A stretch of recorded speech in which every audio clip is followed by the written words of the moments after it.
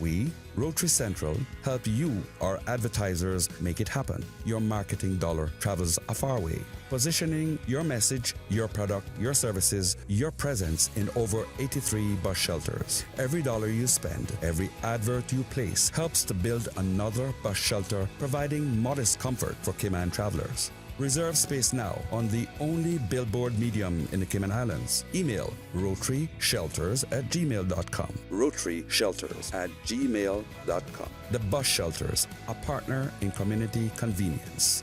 Another inspiration program by Rotary Central Cayman Islands. Radio Cayman's Historical Vignettes was brought to you by Rotary Central. For more than 110 years, Rotary members have used their passion, energy, and intelligence to take action on sustainable projects.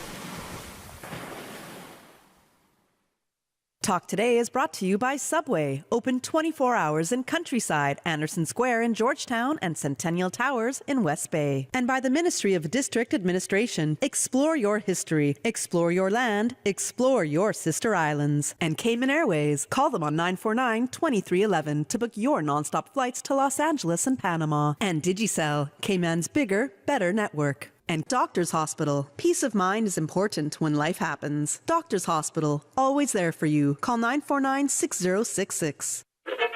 But I do have some questions. There are more questions than answers. Cayman Islands' foremost listeners participation program. Talk Today. What is on your mind, Cayman? If you are ready to talk, we are ready to listen. Here's your host, Sterling Dwayne Ebanks. Hey, welcome and thank you very much for joining us. And honored to be able to just move the schedule around in such a way to be as accommodating to all on Sunday, which allows more to participate. We're going to start off a little earlier than expected with Mr. Jerris Miller. And when he's in the studio, there are either two things we're going to talk about, catboats or catboats. So which one? Or catboats, yeah. Or catboats. Join us and we'll tell you why. Stay tuned for Talk Today.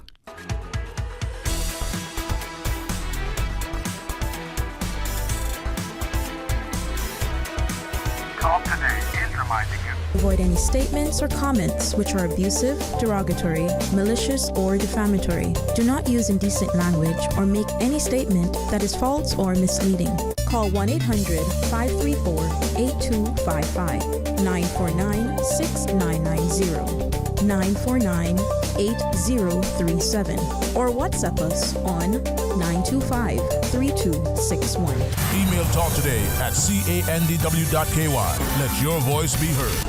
And now, back to Sterling Dwayne Ebanks. Radio Cayman Talk Today. Hey, welcome back and thanks for joining us. And again to Mr. Jerris Miller. We get a chance to share with our listeners. I think, Mr. Miller, you've been kind with your time. We can go up until 1 o'clock-ish and share with us, and maybe in the discussion get people to appreciate the importance of not just the cultural and historical perspective, but what it may mean for the future. Well, a special welcome to you. How are you today, sir? I'm excellent, Dwayne, and thank you for fitting me in here this morning. We're always delighted when we can come and talk to you about the catboat and promote the Cayman Catboat Club. And I want to thank C&B for sponsoring this spot this morning. I'll be talking about them going ahead, but if it wasn't for them, I wouldn't be here. So I always want to say thank you. You're most welcome. If it's okay, not to embarrass you, but as part of the cultural and the historical perspective, through you, maybe get people to appreciate why this is important. I don't think I'm talking out of school or whichever. We had guest scheduled for 12. That is obviously going to be rescheduled. You were scheduled for 1. I think your father, like mine, like many, said if you arrive on time, you're late, right? An hour plus, you were here waiting. Not because you don't have anything else to do. It's just what it is, right? Strongly believe that your time is just as important as mine. Yeah. And I say that because of previous conversations just this last few days in getting people to understand that you are how people perceive you. But that's the reality or not. How they treat you, how you allow them to treat you. Something as important as time. My father always tells us, no matter your wealth, you can't buy a second. Yeah. I've adopted a mantra that I'm like time. Your best friend or your worst enemy, depending on how you use it. Time is going to pass. More effective use of time in terms of enjoyment and the like, right? But we've allowed people to talk about Cayman time. Yeah, but listen, I see it as opportunity more than like wasting time to be early. If I'm early, there's always opportunities present themselves in other areas that, and here's a sterling example. So there you go. I really value other people's time, and I try to be early for meetings at all times. Right. So, and that's respect. Dwayne, you do so much work to put this together. I mean, so that I can come on here and talk. I mean, I know it's not just like you wake up this morning and we'll call Jerris and he comes in. I mean, you do a whole pile of work in order for this to happen. So we're delighted to be here under any circumstances. Well, thank you for acknowledging that. And sometimes we do our disservice. We go, shucks. But there's a lot. And I'm grateful for the fantastic team for just making sure that when you call, the phones are actually available. We understand now the flow has got the 1-800 number all back up and running. It's accessible to all and every subscriber, no matter whether you're a Flow customer or not. And it's all 5 lines, right? Wonderful. We, again, just as a testament of people, this morning, Mr. Art Connell, like many mornings, he said, I can give you my take on this. And he shares it. You may or may not agree, but the fact that he's willing to say it, he is at that space in life where, he doesn't have to get up every morning and be forced to go to work. He's done already 50 years or more of working, right?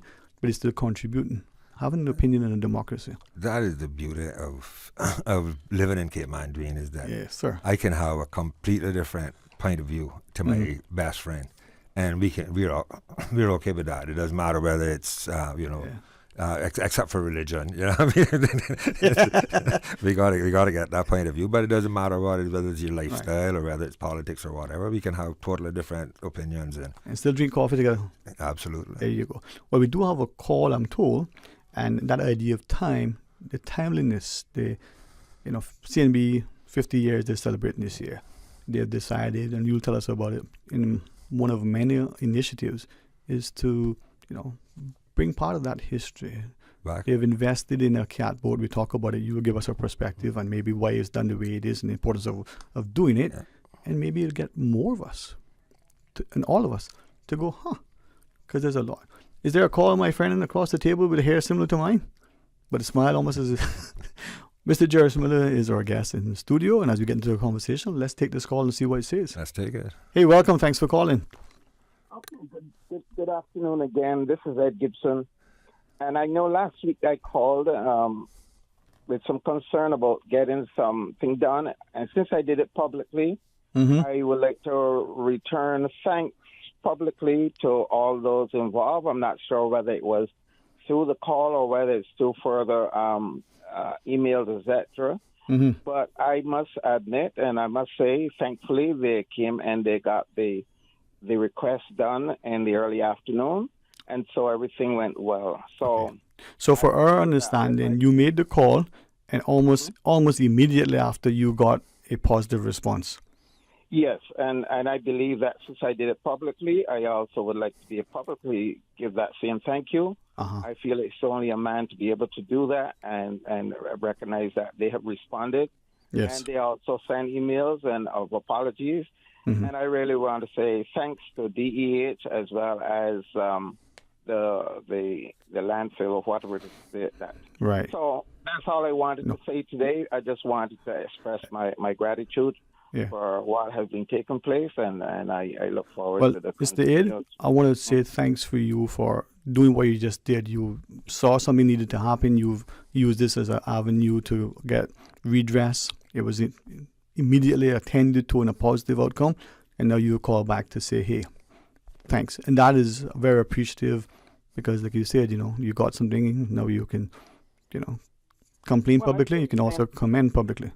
Right. Yeah, and right, because, you said it, you don't want to leave things hanging in the air, people saying, well, I wonder if they ever did anything, because usually you hear the negatives, but you don't hear the positives. Yes, sir. And thank you for doing that. To make sure that is. So thank you very much again. Yes, sir. For the opportunity to use this venue. And I pray that people will not only voice the negatives, because we hear so much of that, but they will find something positive to also put on the air. And I trust that this will be a catalyst of being able to get that kind of positive feedback at times. Right. Okay. Thank you. You're most welcome, sir. Thank you for doing that. Thank you very much. Okay. Okay. And just for your benefit, Mr. Jarris and others, Mr. Gibson called in and said, dumpster wasn't at the church area. They got, the Vacation Bible School and summer school and stuff going on, and it's overflowing. No, that's on the heels of the passage of a storm and different things. He made a call and said, hey, I'm trying to get this thing. What can I do? Now he's called back and said, shortly after that call, they came and attended to it. How many people would take that extra step? This gets back to what I'm saying. The work you do outside of the studio in order to make this program work, Dwayne, is admirable. I mean, you're welcome, sir. And if Mr. Sims, the director of DH, and his team would allow us to say thank you to them, they heard the call. Thank you to DH. Yeah, they responded immediately. I know, but it wasn't my place to say, right? And I would have at some point. But I commend Mr. Gibson for the earliest opportunity. After that, he's now called in to say, listen, I just want to say thanks. I called to bring it to the public's attention because I wasn't sure what to do. Well, that shows two things. So wonderful. The impact and the effectiveness and how immediate and accessible Radio Cayman is. But secondly, we've got a phenomenal team of public servants, right? You do. Mr. Sims and his team. You got a clean country. I mean, in general, we got a clean country. And that's what, when I'm going to chat with you about CNB's sort of investment as part of their celebrations for 50th anniversary, the timeliness and the value of time, right? Mr. Sims and his team could have said, you know what, I'll get to that tomorrow. That wouldn't probably been an issue. Yeah. We don't know what it meant for them. We can assume that logistically they had to deploy another team, but they didn't do it because they're trying to save embarrassment. They did it because it was then and there. That's a important system he has in place allows him to address it. So when people are disparaging about Cayman and the government and the Caymanians and stuff, I don't buy on that. Yeah, you were here, as many of us. I don't like to be late, right? Because I'm disrespecting you. So all that to say that the time is nice. Let's stand in the gap and let's do the right thing. Let's do the right thing. It doesn't matter who the person is.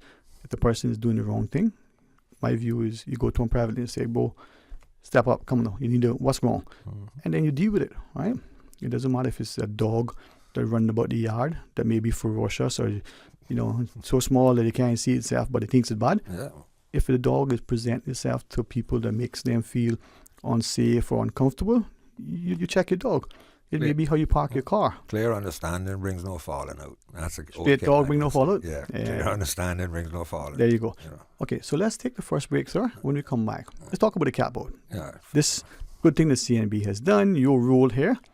I mean, it's on a Monday now. You know how much trouble I can get to before the end of the day. All right, Mr. Jarris Miller, we're talking catboats and CNB. I can promise, no, I better not say that. I can say it. Stay tuned for Talk Today. Refer a friend and get $50 to spend when your friend or family member opens a personal account with Cayman National. From July 9th to September 30th, 2024, CNB customers can earn $50 for each referral who opens an individual or joint personal account. Earn up to $500 with a maximum of 10 referrals.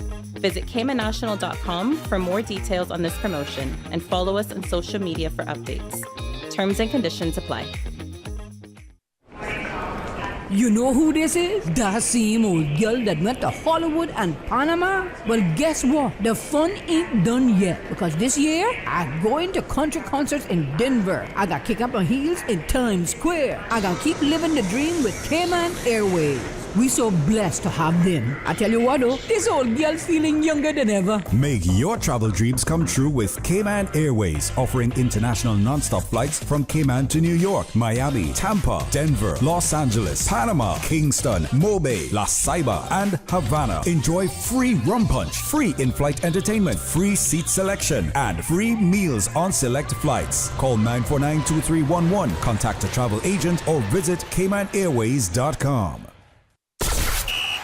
It's game time, Subway fans. We're upping our sub game with the Subway Series menu, an all-star lineup of 6 delicious recipes. Just order by name or number and we'll do the rest. Whether you're catching a quick lunch or just need a tasty victory, the Subway Series menu is coming in clutch. Subway Series, easy to order, hard to resist. Try it today, only at Subway. Eat fresh.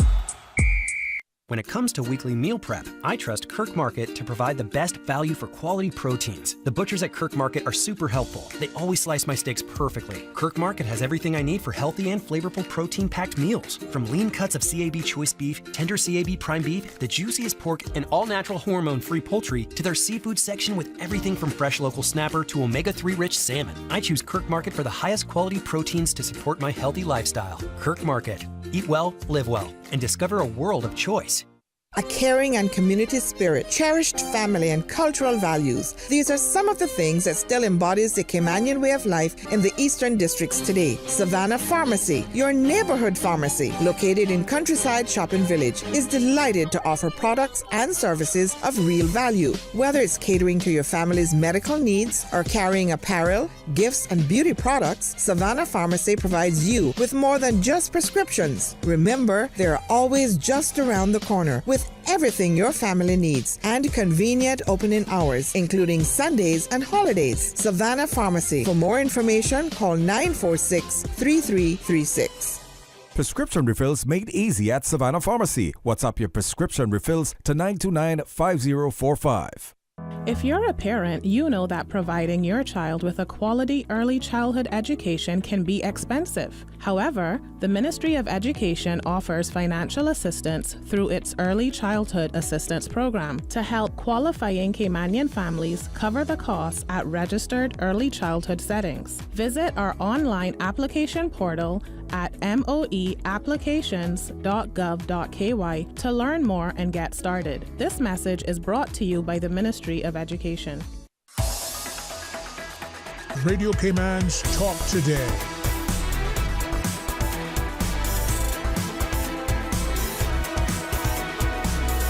What is on your mind, Cayman? Hey, welcome back. Thanks very much for joining us and to the good company of Mr. Jairus Miller as we have this conversation from now until 1, and then thereafter there'll be some open line.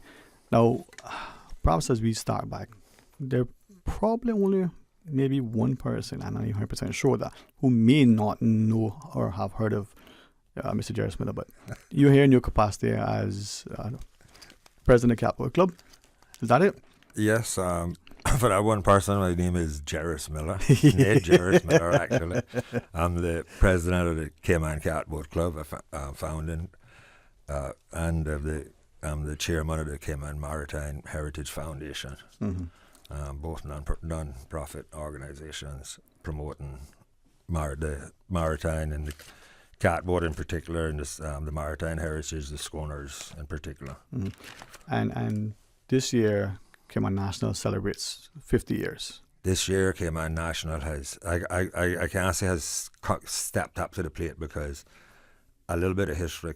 Cayman National, when we formed the Catboat Club in 1998, was one of our major sponsors at the time. They sponsored what was the Catboat Championship for many years, and till Ivan came along, and then we had to work right through it. But Cayman National was one of the earlier Cayman National Bank, as we knew it then, earlier sponsors that was really so good to have on board, because we always, I don't know about you, but I always saw Cayman National as a Cayman-owned bank. Okay, until it sold the other day. You knew the Caymanians that formed it and stuff. Yeah. So we've on this 50-year anniversary, we've come back to see it be in a kind of roundabout way, because one of their board members, Cayman National Corporation board members, Mr. Clarence Flowers, has in the last couple of years really had an interest in the catboats, and he has actually had 2 refurbished, and he had us build a replica of one that was in some bad shape that you couldn't fix it by, and then he got involved and got C&B involved in doing a replica of one of the best catboats that we have on the island, the Captain D. which is the Mr. Kim's catboat. Mm-hmm. If you look at the results of the races, you'll think that's the best catboat on the island, but I think it has a lot more to do with Mr. Kim. And we've had that boat replicated, and we've actually had to go overseas in order to do it. But let me say something quickly about that, okay? Because we have to, if you're going to increase we have 6 working wood catboats on the island, all of which are old catboats that's been repaired. If we're building a catboat from scratch and we're using the Caymanian materials like popnut, etc., it becomes extremely difficult to find the stuff nowadays and to cut it on the right moon and all that sort of stuff. So material, more importantly, we were looking for a use of the modern woods that were, were available, mahogany, oak, that sort of stuff that they used in other places, especially, for the ribs.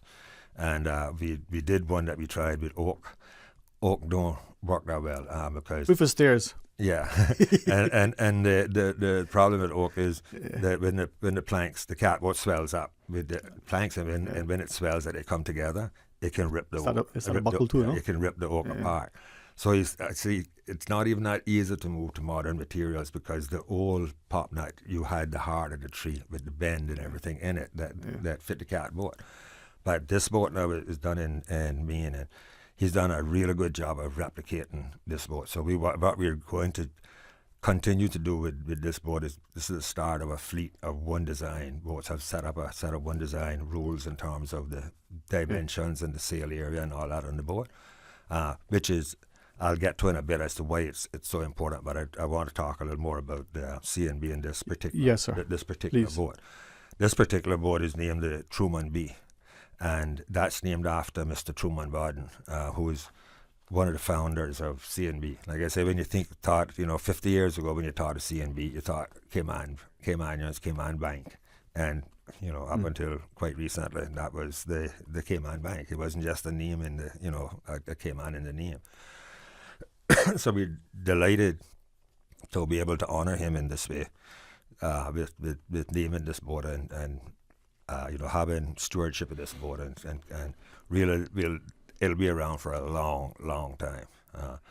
And the boat itself, it really came out beautiful when it was made. We're not in the long term intending to continue to do boats necessarily in the U.S., but if we bring that system, what he used and the materials that they used down here, and start to do it in here, we feel that with the availability of materials, more young people will get interested in building a catboat. But I can't emphasize how important this is to do this thing abroad, because a quick segue, right now we're doing a traditional playground catboat for the Cayman Bay, and we're trying to find popnut pieces and stuff that we can do it. I mean, we found, even when you get the Cayman mahogany, if you want to make a piece of this size, you got to use 5 or 6 pieces because it's so small and stuff. But we're doing it, but a project that we thought would last 3 months have now gone over 5 months, almost 6 months, and it's a ways down the road still, because each month you've got like 2 days on the month that you can cut this thing so that it doesn't rot beforehand. So this whole process is, I don't think this was C&B realized how important it was to the Catboat Club to put this in place, because once we get boats that are equal, we can invite the Cayman diaspora that are in Colombia, San Andres, Bay Islands, Honduras, Belize, the same Cayman catboat that we have here. Yeah. Caymanians went over 100 years ago and taught how to build these boats, and they still paint it the same color. I mean, we do cultural exchanges with San Andres and stuff, and we would like to be able to bring them up and have a fleet of boats that are all the same and do an international race. So that's the objective. I'm so glad you referenced that, because too many of us, and I mean across the board, whether you consider yourself, being able to trace your ancestral roots, whether you've only been here for a couple of decades, don't matter. We don't appreciate the depth and breadth, the reach of our people. Yeah. Ray Banker, I always commend him. He stumbles deliberately and consciously looking for stuff and finding that, hey, we had a relationship with the Nordic countries. There are many who do. A great relationship with the northern countries. To the point where akin to what would be today's sort of embassy or consul or whatever. They established that here. They came in. And that's tax rope. It was what did that seriously. Seriously, cold weather, the tax rope didn't. It was the best rope that was on the market anywhere in the world because it didn't rot in the salt water. I mean, that ingenuity that they could take this thing, do it this way. I'll use the word so that maybe it's not the best word, but treat it, coat it, preserve it, that it serve large vessels in far off lands in such a way that they knew that when they sourced the product, this thing worked. Yeah. The use of the pop nut, you said it only because I'm aware of it. You cut the pop nut at a certain time, not just any time. 2 days after the full moon, or it will rot. I mean, yet we have pop nut in boats now that are 90 years old that look like the day that people put them in a boat. That knowledge that they've acquired over generations, sadly we've lost not just access to the availability of the pop nut tree, but the know-how. Yeah. And the reasons why we did the way we did it. And a straw hat looks good, but if you don't put it in salt water and soak it, it won't fit. It won't fit. It won't last. It's just what it is, right? Yeah. And it won't last that long. Who will go buy something new and take it and first thing you do is dump in salt water? Yeah. People don't realize that the silver thatch top that all that stuff is made from, those people cut those on the full moon. Okay. And they cut particular ones in a particular way. Exactly. You probably know the use that they want to use it for. I mean, and they that's when they go out and do this stuff. I mean, people don't realize they see the finished product. Whether it's the rope or whatever. But you got to use these the old fashioned ways with this. And this is what I mean. Like I say, I'm so happy to be partnering with CNB. I mean, and getting this boat in here. And a friend shared again recently something that, if you don't mind, your brother Mr. Ezard shared publicly, from the perspective that when it comes to the value of what is a Caymanian in Cayman, the ingenuity, the labor, the resource, everything, we seem to not only allow it to be devalued, but we undervalue it, right? Even as a tourism product. Across the board. We don't sell the things that are authentic Caymanian. I mean, and you don't support something that could become an industry with some young people. Right. I can keep a non-profit going and keep the catboat alive for as long as I'm alive, hopefully hand it over to someone else that will do the same thing. But that don't get you back into your culture unless someone is making a living out of it, and and people can see that they're making a living out of it. Well, when we come back from this next break, let's talk about that, but I will join you in commending whatever LCNB or any other entity can and will do. This is timely. It's a great investment because it's showing your commitment to the culture. You're being reminded of the importance of that thing that make you what you are now. And maybe it'll cause more of us to take a more informed, respectful sort of view. But if we don't, at least we have something tangible. So when we come back, let's talk about the catboat. Tell us as much as you want about the process, what happens after this. And then maybe this will be one of many conversations. Absolutely. All right. Please join us after the break. Mr. Miller will just stay with us until the news at 1. And then open line. Paul, you can sing. A canary, he says. Lunch. Stay tuned for Talk Today. You know who this is? That same old girl that went to Hollywood and Panama? Well, guess what? The fun ain't done yet. Because this year, I'm going to country concerts in Denver. I got kick up my heels in Times Square. I got keep living the dream with Cayman Airways. We so blessed to have them. I tell you what though, this old girl's feeling younger than ever. Make your travel dreams come true with Cayman Airways, offering international non-stop flights from Cayman to New York, Miami, Tampa, Denver, Los Angeles, Panama, Kingston, Mobay, La Ceiba, and Havana. Enjoy free rum punch, free in-flight entertainment, free seat selection, and free meals on select flights. Call 949-2311, contact a travel agent, or visit CaymanAirways.com.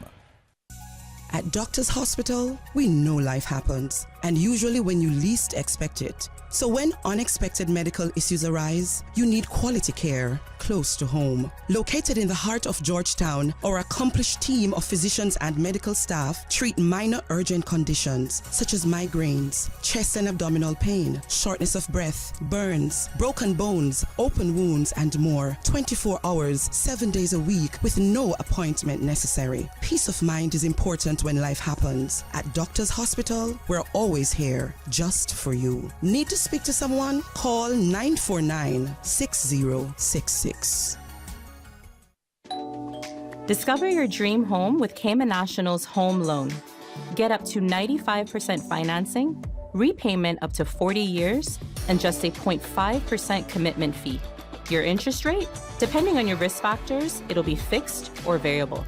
Plus, you get a pre-approved credit card. This is a limited time offer. Dial 949-8300 or email lending@caymannational.com today.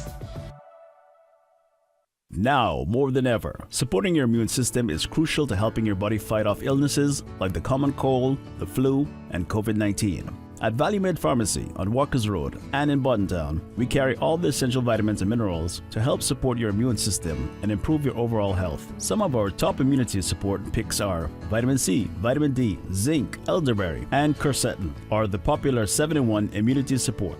Our pharmacists are always on hand to help guide you and answer any questions. Visit Valley Med Pharmacy on Walkers Road or Buttontown. Live happy, live healthy with Valley Med Pharmacy. Start your day in the know. Don't miss a beat. Radio Cayman's 7 a.m. news keeps you informed every Monday through Saturday at 7 a.m. Brought to you by Cayman National, proudly serving the Cayman Islands since 1974. Do you want a say in the development plan for the Cayman Islands? The next planned Cayman public consultation meeting takes place tonight, Monday, July 15th, from 7 until 9 p.m. in Little Cayman at the Little Cayman Beach Resort. Tune into Radio Cayman as we broadcast the planned Cayman public consultation live from 7 p.m. this coming Monday, July 15. The consult will focus on the 2024 draft planning statement. View the planning statement at www.plancayman.ky and share your feedback at tonight's public meeting in Little Cayman, carried live on Radio Cayman, 7 until 9 p.m. Be sure to keep it locked in. Radio Cayman's Talk Today.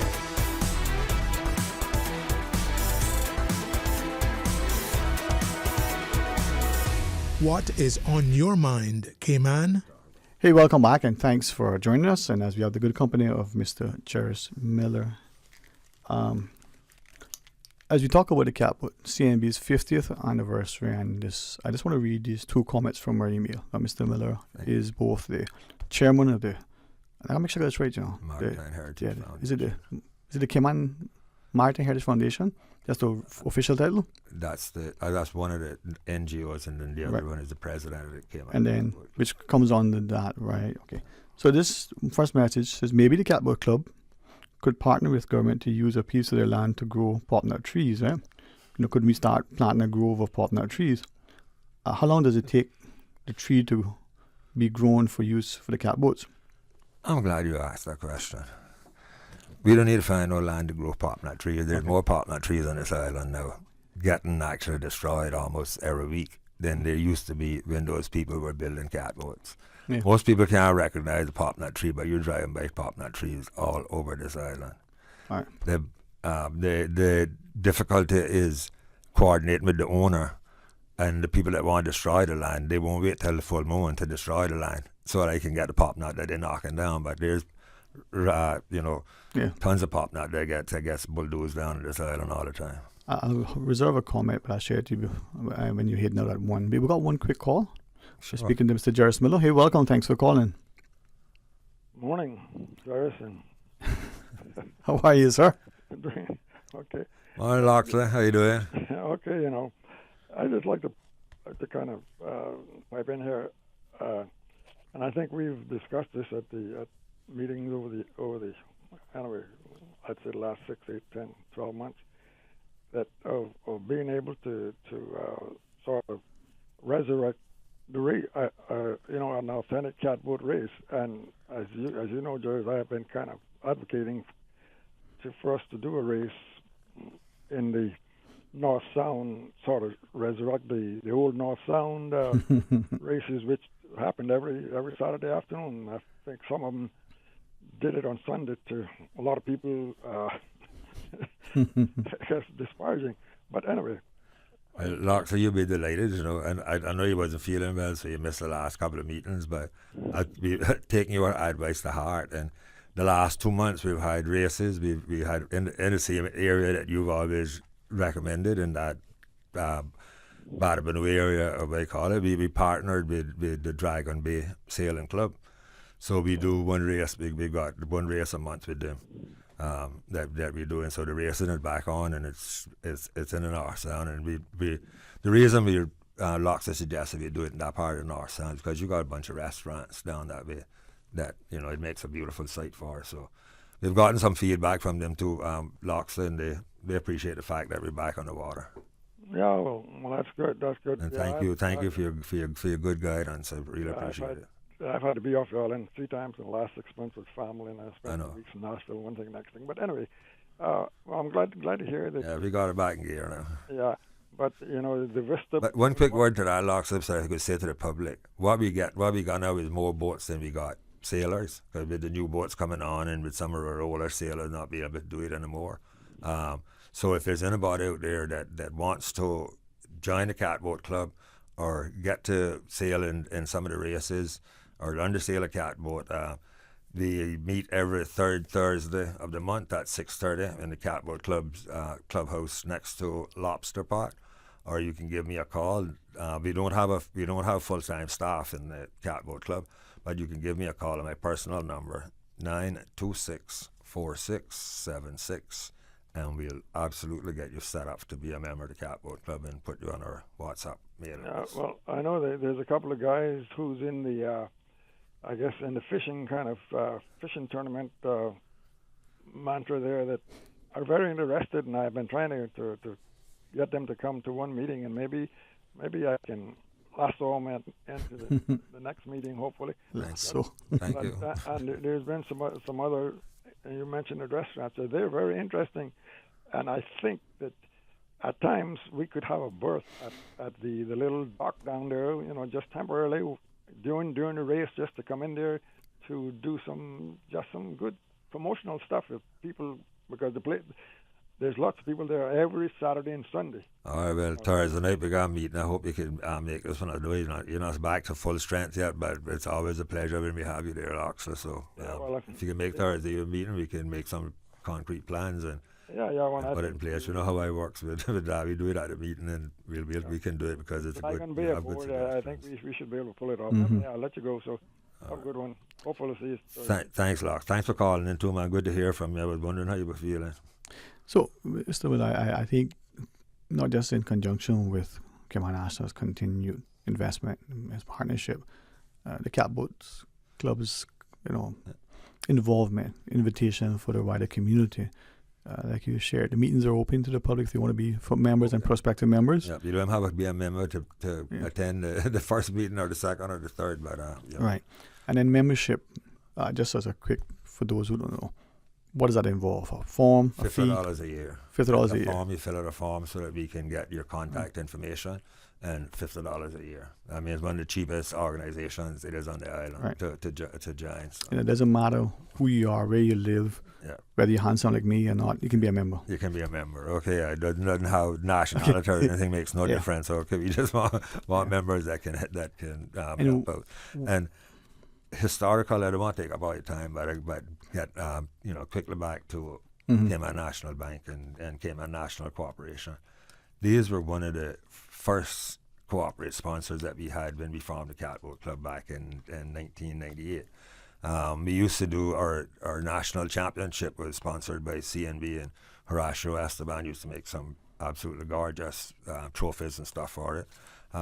We went into hiatus on it when Ivan came along, but we hope to be able to incorporate them back in as a race sponsor of one of our races. Like we've got several races earmarked throughout the year. Right. One being the David Foster Memorial Race. We'd love to put the CNB one back in, and the presidents, the premiers. For what it's worth, I'm told by avid sailors who sail different vessels, from a sail, who's maybe on a laser to someone who's on a harbor cat, someone might take a little hunter or a catch, or someone who, I don't know, a 60-foot Juno, whatever they're at.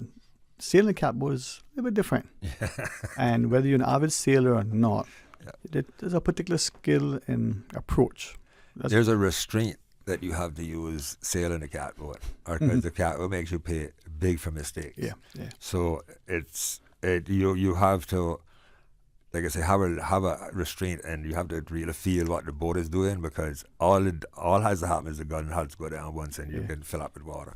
And if you don't tack properly, you find yourself in the doldrums. Huh? Yeah, you can stay there in irons for you're reversing instead of going forward, and it's just a unique thing with a catboat. Sometimes you tack with a 3-point mark.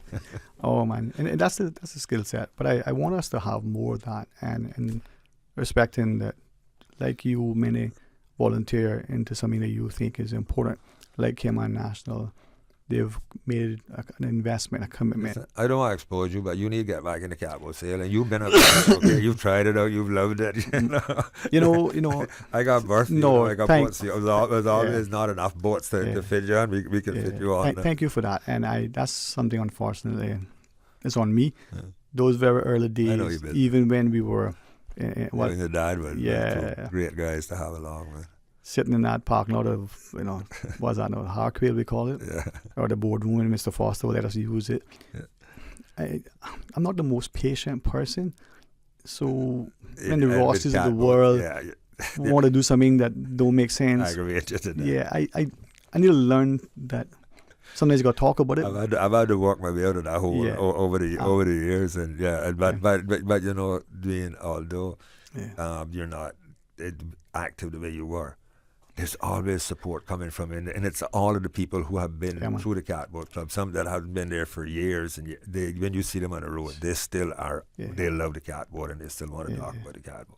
And I'll share this with people, and it's two of my most sort of favorite memories, right? And it's partly because the second one, I'm a much older person, and I can recall it. The first one, I remember what I think is an accurate recollection, but it's reinforced by my father's contemporaries. The race in the sound, we're sitting in what is now, what was then Borden's Pizza, that little section right there. Yeah. You got Mr. Benson back there, Mr. Curtis is right, we're right there, right? And Mr. Weston and my dad is sailing. Mr. Weston's on the weatherboard. She turns up. Off they hit the back us. 13, 15 minutes, whatever the story is that they lose.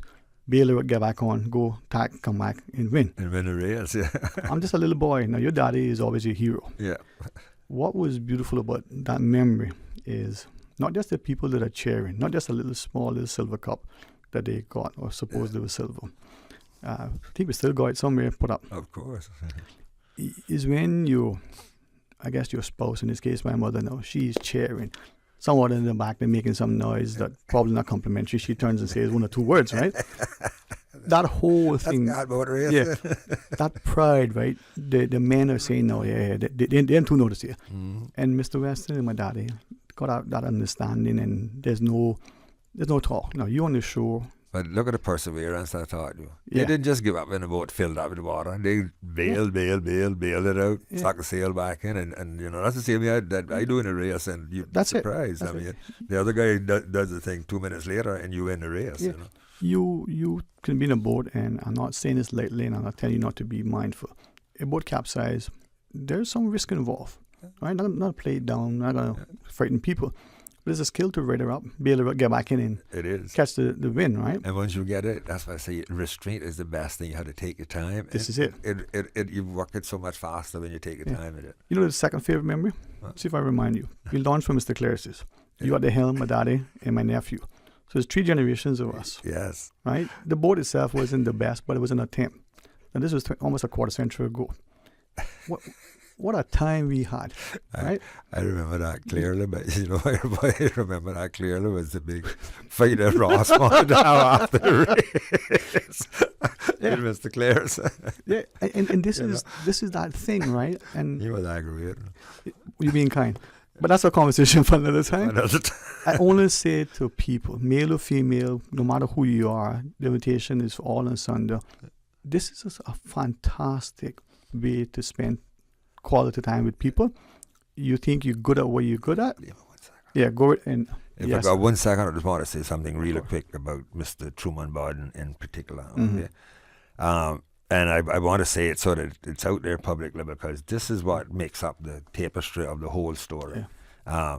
There was a gentleman, Jesse Arch, he's Heber Arch's brother, was a real good friend of mine.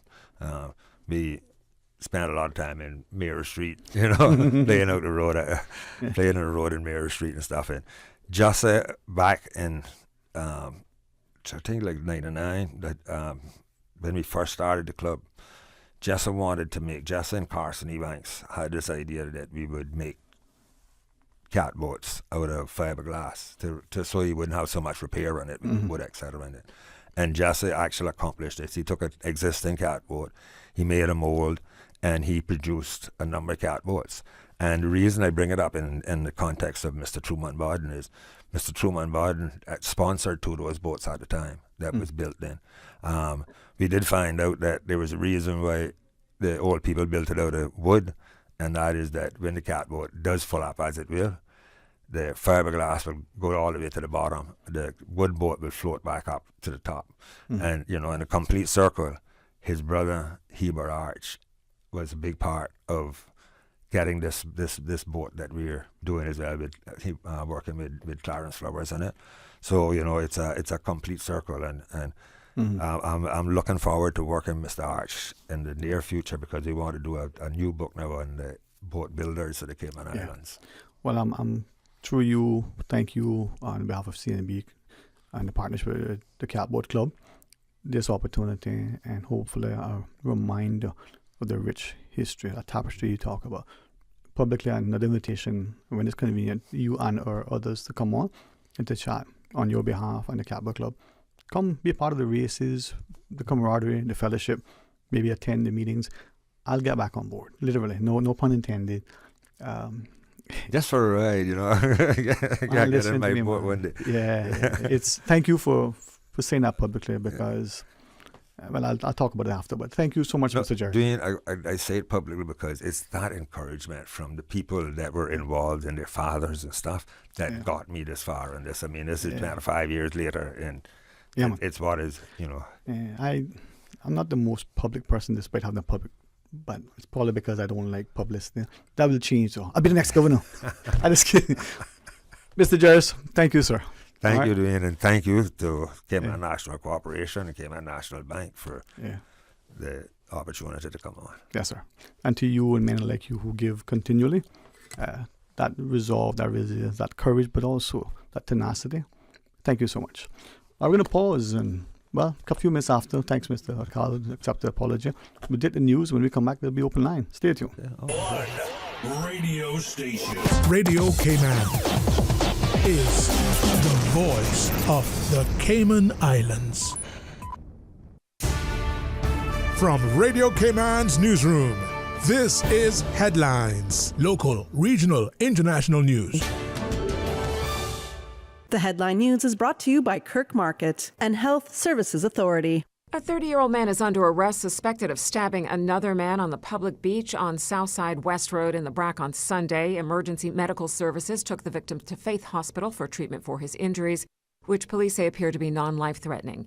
He remains in hospital in stable condition. The 30-year-old suspect is in custody. In international headlines, the FBI is still trying to determine a motive behind Saturday's attempt to assassinate former U.S. President Donald Trump. A former fire chief who was killed at Trump's Pennsylvania rally is being remembered as a man of conviction. The shooting wounded 2 other men and pierced the upper part of Trump's ear with a bullet. The 20-year-old who authorities say carried out the attack is believed to have acted alone with his father's gun. Police in Kenya say they have arrested the main suspect after 9 dismembered bodies of women were found in a quarry in the capital of Nairobi. The 33-year-old suspect reportedly confessed to killing 42 women, including his wife, since 2022. Police say several smartphones and identity cards were found in his house, a short walk from the quarry. Those are your headlines. I'm April Cummings. More news available at www.radiocayman.gov.ky. Check out our social media pages: Facebook, YouTube, X, formerly Twitter, Radio Cayman Headline News.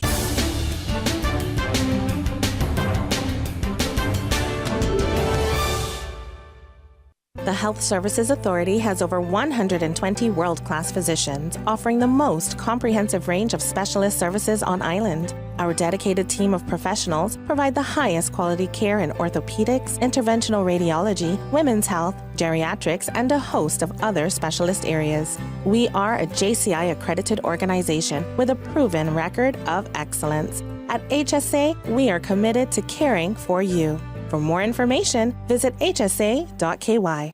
At Kirk Market, it's so easy to eat well and find healthy options. With their fresh veggies from local farmers, hormone-free chicken, local seafood, and grass-fed meats, Kirk Market has delicious, quality food at the best prices. And you must check out their fresh salad bar, hot bar, and med bar for daily healthy options on the go. Their delicious dishes are made with fresh, high-quality ingredients such as prime meats and organic veggies. Eating great is important to me. That's why Kirk Market is my store. Kirk Market. Eat well, live well, and shop happy. Following World War II, air transportation made its debut in the Cayman Islands, with the first seaplanes landing in the North Sound. The PBY Catalina seaplane arrived thanks to the efforts of King Parker Jr. from Tampa, who piloted the first passenger planes with his wife as the stewardess. In 1947, Parker sold his interest to a group led by Owen Bobby Roberts. Roberts would later spearhead the lobbying campaign for funding for the Georgetown Airport, which was officially opened in March 1954. The airport was aptly named Owen Roberts Airfield in honor of Roberts, who was tragically killed when his plane crashed on takeoff a year earlier. At Doctor's Hospital, we know life happens, and usually when you least expect it. So when unexpected medical issues arise, you need quality care close to home. Located in the heart of Georgetown, our accomplished team of physicians and medical staff treat minor urgent conditions such as migraines, chest and abdominal pain, shortness of breath, burns, broken bones, open wounds, and more. 24 hours, 7 days a week with no appointment necessary. Peace of mind is important when life happens. At Doctor's Hospital, we're always here just for you. Need to speak to someone? Call 949-6066. Cayman Islands, your input can shape our future. Plan Cayman needs your input on the updated planning statement to create a sustainable community for everyone. Help shape Cayman's future by participating in public consultations with the Central Planning Authority and the Ministries for Planning and Sustainability. Together, we can build a thriving Cayman. For details and to find the meeting closest to you, visit plancayman.ky. Your voice matters. Let's plan Cayman together. Mango season, you gotta love it. The Cayman Islands National Museum is pleased to feature Lukia, the family-friendly Mango Fest at the museum. Saturday, July 20th. From 4 to 8 p.m. Purchase mangoes and other products by local artisans and specialty vendors. Local food, live music, mango peeling, and eating competition. Take in all the sweet and unique flavors of the long, round, Julie mango, and so many more. Lukia at the museum on the waterfront. Saturday, July 20th. From 4 p.m. to 8 p.m. Lukia is proudly sponsored by the Cayman Islands Department of Tourism. Radio Cayman's Talk Today.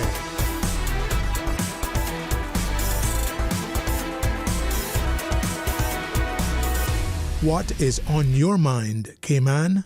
Hey, welcome back, and thanks for joining us again to Mr. Jerris Miller with the partnership of Cayman National in conjunction with the Catboat Club. You know, we'll talk more about it, but a new vessel is on the the Truman be. As we take this next call, it will be open line. This individual says, perhaps, let me suggest that a pop nut tree be designated culturally sensitive and important, thereby restricting the wholesale clearing that Mr. Jarris referred to. We'll speak to that again in a bit, but let's go straight to this caller. Hey, welcome. Thanks for sharing. Hello there. Hello there. How are you? Fine. You got open line? You still got guests? No, Mr. Miller came early, got through early, and now it's open line between now and when it's not. So we're going to have open line for the rest of the show. All right. Sounds good. Mm-hmm. So that means I can have my play on it right now then. You go right ahead. Yeah, that's good timing. Yes. Mr. Sterling, as you know, yesterday was, they call it Sea Sunday. You know what I'm talking about? What do they call it? Sea Sunday. Oh. SEA. Yeah. Sorry. Yes. Yes. Well, the Chapel Churches is Pastor Allison. They had a beautiful service yesterday in regards to Sea Sunday. Mm-hmm. And we had Mr. Holston there, and then we had Mr. Rowland, and we had Mr. Pendergrass. I can't recall his first name right now. Mm-hmm. But anyhow, it was a bittersweet sermon that Pastor Alton gave yesterday in regards to Sea Sunday. Sterling, what is that saying that Arden has? You see my glory, but you don't. How does he word it? You see my glory. I think it's where you see her glory, but you don't know her story, something like that. Yeah, yes. And I picked that up yesterday in this story we got yesterday. It was bittersweet. And if Pastor Alton had went to National Book and them days gone, but he couldn't speak it any better than he did yesterday. He did a very good job, talking about it. What he I guess did his research and so forth, and talking to family members and so forth and so forth. He did a wonderful job yesterday on that. But I not called to take it out of context or anything in the fact, but I'm saying about who wants to see what he said. They can go on YouTube. I'm quite sure YouTube, they'll find it. Chapel Church, Walker's Road. Mm-hmm. But Sterling, it was bittersweet. Everybody came out there, with something in regards to Sea Sunday. And Sterling, the amount of people that were still lost out there on the waters, it was heart-wrenching to hear it. It was goosebumps came up on people, and I was one of them. Yeah. But I say all that to say this, that Sterling, where we at today, look, they died for us, and those that didn't die out there, they came back and built this island. And the way that our island is going right now, we're taking away every little half into our heritage. They say we ain't got no heritage. We can't have any because every time you turn around, it is being taken away left, right, and center. And to see that the parents, the wives and girlfriend hold down this island, and the men came home for a period of time and, stayed and went back, and some didn't make it back home and so forth. But I just want to say that you mentioned the catboat there earlier, and this guy was stating that, anyone who wants to get involved in it, it's a $50. Yeah, it's just a membership fee, $50 a year. They meet every third Thursday, I think he said. Sterling, yes, Mom. No disrespect to anyone, but it is. I wish we could just keep that within ourselves. We got young children that needs to know what catboat is all about. We got young children that is out on summer vacation right now.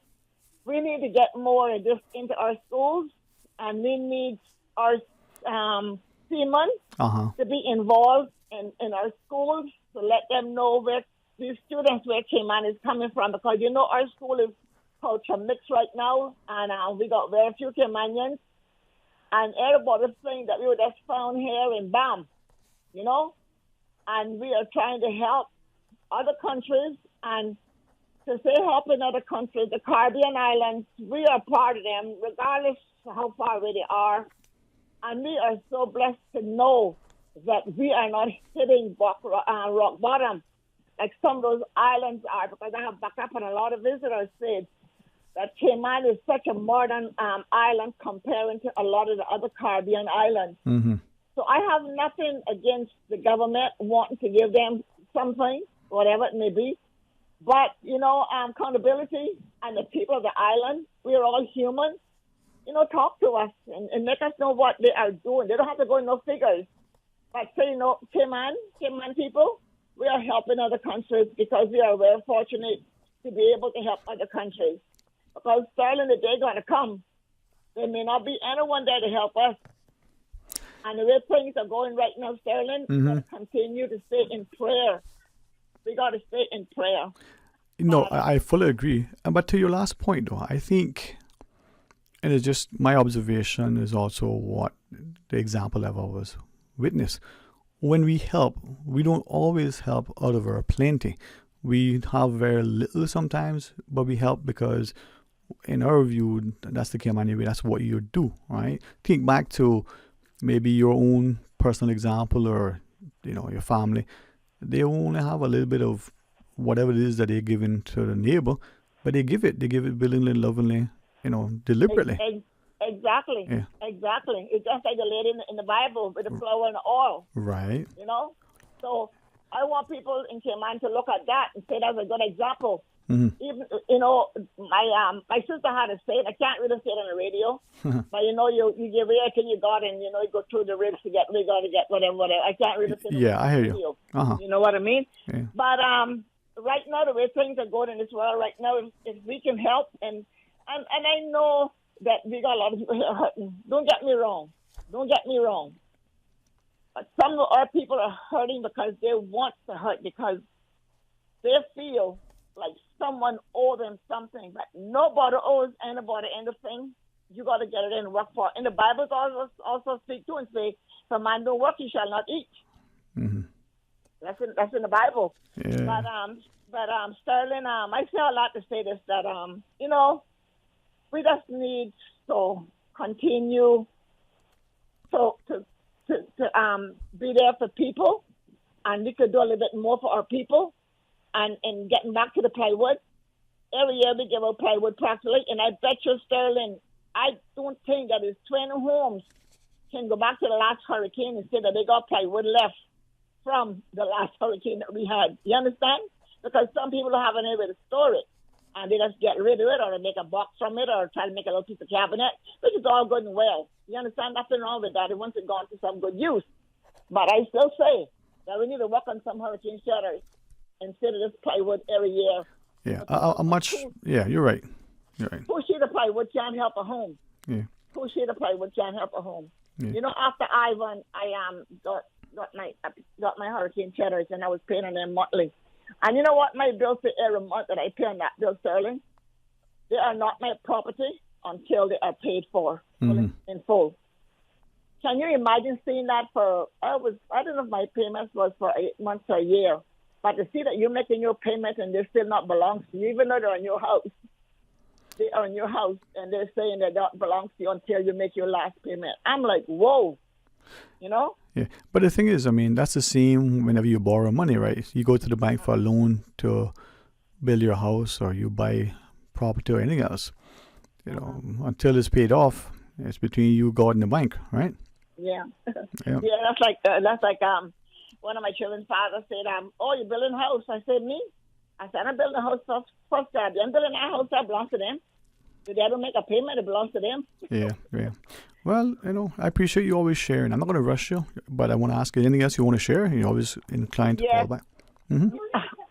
I say, Sterling, our government is always going here and they're cutting ribbons for all these investors that are coming into this island. Cutting ribbons at various places on the island. And Sterling, our hospital, HSA, is in dying of need at that hospital. It needs extra wheelchairs. Up until this weekend down here, I understand the hospital capacity was full. The pharmacy, when you go there, you got one person serving you. You put your prescription into WhatsApp, or if you go there and sit to wait for it, you got to wait for 5 minutes, an hour. You're doing the same thing with a WhatsApp that went in 2 days or a day and a half, and you go to pick it up, and you're sitting there waiting patiently. with all these other people and only one person tending to the window. I really feel like something needs to be done with HSA, and if we're going to keep getting all these hotels and condos and so forth and other hospitals, HSA needs to look in to see what they're going to do to expand their hospitals or give people the privilege to go and use that clinical card at various hospitals, because there's a lot of people right now that needs to go to other doctors because the Georgetown Hospital, HSA cannot accommodate them. The therapist section cannot accommodate them, and people are sitting waiting to go to these places. They may get therapy once a month, twice a month. If you are in need of therapy more than once or twice a month, you need to be able to go when the doctor saying you do it 3 times a week or 1 time a week or 4 days a week, whatever the case may be. That is, I got that position already. And it got so discouraging that I just said, you know what, let me just go home and do what I can do on my own. Yeah. Well, I hear you, and I very much appreciate what you shared. And hopefully people look at it, assess it, and take, the good from it. It's people like you who share a view that may cause other people to be encouraged, Yeah, and I'm going to let you go, but, I've been asking the MPs up here in Newlands, my MP is Mr. Panton, telling him that Devonshire is in need of a few more speed bumps and another drainage on our road, Devonshire, number 1. We got Devonshire, number 1, Devonshire, number 2. So when I came back home today, to my surprise, we're getting 2 more speed bumps on Devonshire. So we're going to save lives on Devonshire because the kids are out of school now and they're out here playing ball, they're riding bicycles, they're running and playing and carrying on. And I am so happy to know that we're getting 2 more speed bumps on number 1 Devonshire, and hoping that we get 1 more, drainage for the water to settle so much on this particular street and other streets in the Newlands area and throughout the whole island. So we are saving lives on Devonshire Street today. Thanks to Mr. Panton and Mr. Ebanks in Northside. I'm still waiting for a reply from Mr. Ebanks from Northside. I'm hoping that he'll call me since I'm calling his name on the radio. Well, I hope you get the needed redress that you seek, and I think it's because, similar to Mr. Gibson's call earlier, sometimes we make these public appeals in the appropriate, respectful manner. They may actually resonate with people then and there. So thank you for keeping people informed and keeping, your actions in a way that hopefully brings about more positive, responses. All right. Thank you. You're most welcome. Take care. Bye-bye. Bye-bye. Bye. The lady emphasizes the importance of us participating in our country. It doesn't matter sometimes, to some people, how things are said, and to others, what they say, you catch more flies with honey. We can, fill in the rest of that statement. But the sentiment is that if we get involved, we engage, we're informed, and we are proactive, we are willing to see how it can happen. Now, just to her comments, the speed bumps or whether road works or the like, a couple of things immediately come to mind for some of us. One, we can say, elections coming up soon now, boy, you got to see a lot happening. And that may just be the timeliness of it. It may be the deliberateness of saying, we're going to be very strategic because the voters are going to remember the last thing you did. We want to forget all the things that we didn't do or, didn't do properly. But the last thing on their mind, just to tell you, you leave on a positive note. But that's on us. If we're willing to accept or not accept this thing that happening now and ignore the things that didn't happen or didn't happen the right way or at all. And then secondly, speed bumps. 2 other parts to that pop up. 1, the need for speed bumps. Does that speak to the fact that we who drive through that road or any other road, are we driving in such a fast, dangerous, careless, reckless, inconsiderate manner that we're putting ourselves, those in the cars with us, or other road users, and as the wonderful lady shared, children are out of school for the summer, they may be riding their bikes, walking the streets, or whichever, are we putting them in harm's way? If that's the case, that's on us to make sure that we're a little bit more sensible when we're behind the wheel or the passenger in the car, but also the wider community to somehow, maybe in addition to speed bumps or otherwise, say to our wider community, this is not a behavior that is sensible, safe, or is going to be accepted. But if we don't do anything about it, then it becomes the norm. All right? So think about it. This sort of second part to that, do you want your politicians to be, responsible for the sourcing and installation of speed bumps? Are there other things that are more pressing, whether speed bumps, street lights, or the like? Now the system may have been that's what was done before because that was what was important. Not saying that they can't be a part of facilitating these things, but if they could be involved with policy, making legislation and amending laws, implementing new laws that create a better society, one that is safer, political, economic, and socially stable, wouldn't that be a better use of their time? Is it that the politician, as an example, only because she mentioned plywood and shutters, the politician may ensure that there's a fair distribution of those things, as opposed to the one who may say, listen, I'm going to get the plywood, I'm going to be there to deliver the plywood, I'm going to help to put it up. That way it's done. You might say, that's a good hands-on politician, boy, right there when you need them. Or you might go, but do you have better things to do with your time? I mean, you got two people who are going to work for you. All right? One is $100 an hour, and he's going to come and do this thing. Instead of making $100, he's going to spend 10 hours doing something that you could pay someone $10 an hour. Not the best, most effective use of time. You might be able to justify it. You might also say, well, that politician doing that is that a greater sense of control, of reminding you of what the politician did for you. And again, you might like that. But he who pays the piper calls the tune, right? So my mom always says, you don't want to beg, you don't want to behold, and you don't want to be a burden to anybody. If that person can dictate to you, who's in charge? All right, let's pause and take a break. My statements may not have been the most polite nor respectful. They may not have been the most comprehensible. If you're not sure, call and we can get into it. 949-8037, 949-6990. You can WhatsApp call 925-3261. And guess what? Flo has now got the toll-free number up and running. 5 lines, you can believe that. 1-800-534-8255. Still the same number, Mr. Carl. We're told, doesn't matter which provider you're using, you should be able to call that. Let's test it. We've tested it, but that might just work for us. Let's see if it works for all. Give us a call. Share your thoughts. It's only Monday. We're just midpoint in July. We still got a few more months of this year to go. Prayerfully, it'll be a safe, productive year, but let's see what happens. Give us a shout and hear from you. Summer's heating up, and so are the good times. Whether you are out on the water, enjoying the beach, or gathering with colleagues for an office bash, make it a feast to remember with Subway. From assorted sandwich platters to mouth-watering cookies, our catering menu has something for everyone. Perfect for groups of 5 or more. For food that's fresh, fast, and perfect for any occasion, choose Subway Catering. Visit subway.ky for catering options. Subway. Eat fresh.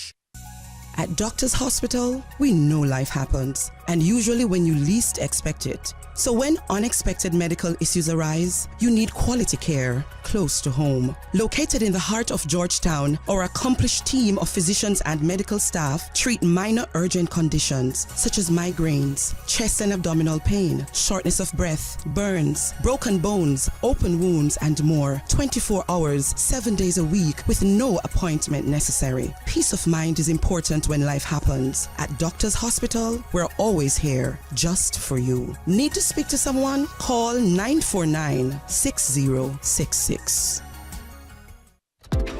Find your dream car with a Cayman National Vehicle Loan. Enjoy 100% financing, up to 8-year repayment, and a 7% fixed interest rate for the first 5 years. For eco-friendly cars, we'll waive your commitment fee. This only applies to new vehicles. Call 949-8300 or email lending@caymannational.com today.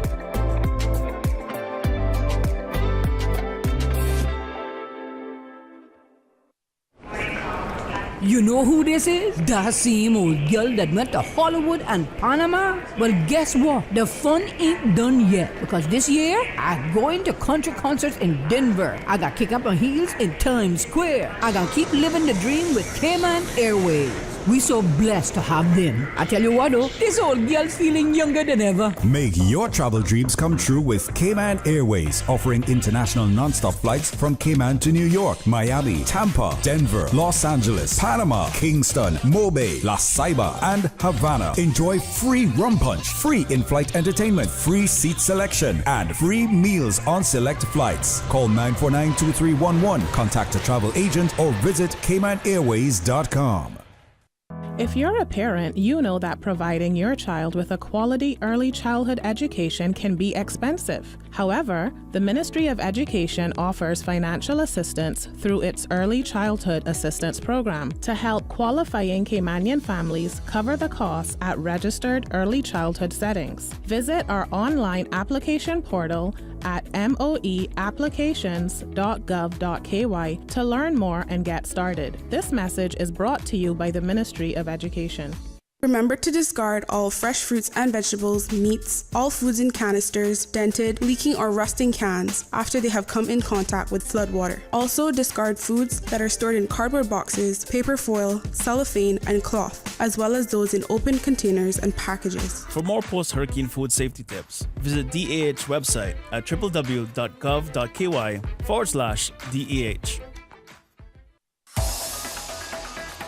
Radio Cayman's Talk Today.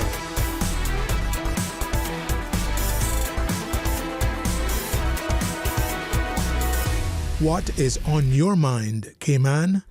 Hey, welcome back. Thank you for joining us. It is open line and very hopefully, respectfully and responsibly, consciously and deliberately nonetheless. I want to spark an interest in you to discuss, to ask a question, to share a comment, to query something, to, maybe wonder out loud.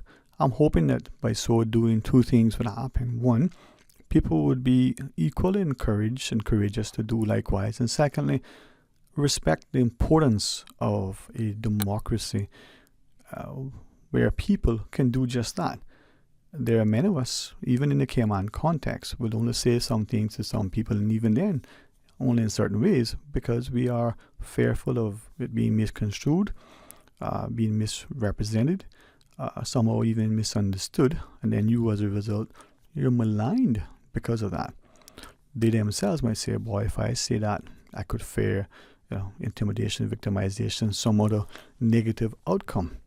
Now, we've heard that for so long that when we repeat it, some of us just accept it as, par for the course. If that's the case, is that a good thing? No. Doesn't mean that we're the only place in the world where that happens. Doesn't mean that only happens relative to political or quasi-political, comments or environments. Doesn't mean that having a belief that should not exist is naive. But for many of us, the affirmative is the outcome. And that's not good in my view. Some of us are so confident, let's put it that way, that we're okay with sharing a few things, knowing that, this is what may happen, and then when we get caught off guard, we go, geez, I didn't see that coming. But at the end of the day, we've all heard it, probably even said it ourselves, that we know who to frighten. What does that mean? Well, if you're not sure, maybe others can explain it better. But we have to have a sense of self-respect to be respectful and respectable, so that at the end of the day, what we say could, be perceived as a credible statement, shared without any sort of ulterior motive. There's no malice in it. Not always the case. But if we're very young, from that, child who is just starting, primary school, to that child who's, graduating with a master's, for instance, with a professional qualification, now getting started in her career, do they feel, a sense of hopeful expectation? Or are they starting to feel despondent? Do they feel that the world, as they say, is their oyster, and going to be the captain of their own ships? Or are they feeling, geez, what was this all for? And what if those negative sentiments are being encouraged or reinforced by the education system, the employment prospects, the economy, the environment, that thing that surrounds them, because everybody else is in a similar boat. And now, is that a healthy society? Is that a recipe for some unrest? I've always believed, it takes two hands to clap, but only one to beat your chest. Now, it's an election year. If we're eligible, are we, getting registered to vote? And if we're not, well, why is that? Some have said, oh, I don't want to be a part of the jury duty. That may be a daunting task, and if so, why? What is it about it? Is it the fear that you get in front of the courts and the person that is on trial for something, whether it's a criminal or civil matter, you might fear that there isn't that sense of protection for you for rendering, a fair judgment based on what's presented? Or is it something else? But thankfully, we have a very, very, not just professional and competent, but trustworthy, judiciary. Let's take this call. Hey, welcome. Thanks for calling. Yes, hello? Good afternoon to you, Starling Green. Good afternoon. And to you, sir. I pray that you're having a great day. Thank you for calling. Yes, I can't complain from an old man. Yes, sir. There's lots to talk about. You couldn't have time for me to speak on the things you want to speak about. Very important to Caymanians, others living here. First of all, we've got to realize one thing. When we hear Caymanians talking about Caymanians, I often hear people saying, you yourself and others have said it, well, if you're Caymanian by status and so forth, and the immigration decides who is a Caymanian and so forth, to many indigenous or generational Caymanians, as you're one, I am one. Yes, sir. That is an insult. It's not what we're talking about at all when we say that, and there's no disguising the fact that there are many people who grew up here, came here as little children, and are Caymanian to the bone. We're not talking about that. Their ability to be, and I know quite a few of them, wonderful, wonderful people and hold good positions with government and so forth. They know no other country but Cayman, and they speak a Caymanian accent and so forth, so on. But we're talking about generational Caymanians, and that's minimizing more and more every year, as we know. So there is where there's a great disparity right away. I've often said to you, and I mean what I say. Yes, sir. It's very difficult for 140 nationalities to live in 78 square miles of land. Most of the people are here, as you know, in Grand Cayman. As you know, no one can deny that fact. There are few people over there in Cayman Brac, and a few foreigners we know living. And I believe it's now the same, that the generational Cayman Brackets are a minority, possibly. But be that as it may, when we speak about natural resources and so forth, we don't have any really. The natural resource we're talking about of material value or intrinsic value, the one natural resource we have are really our people. Mm-hmm.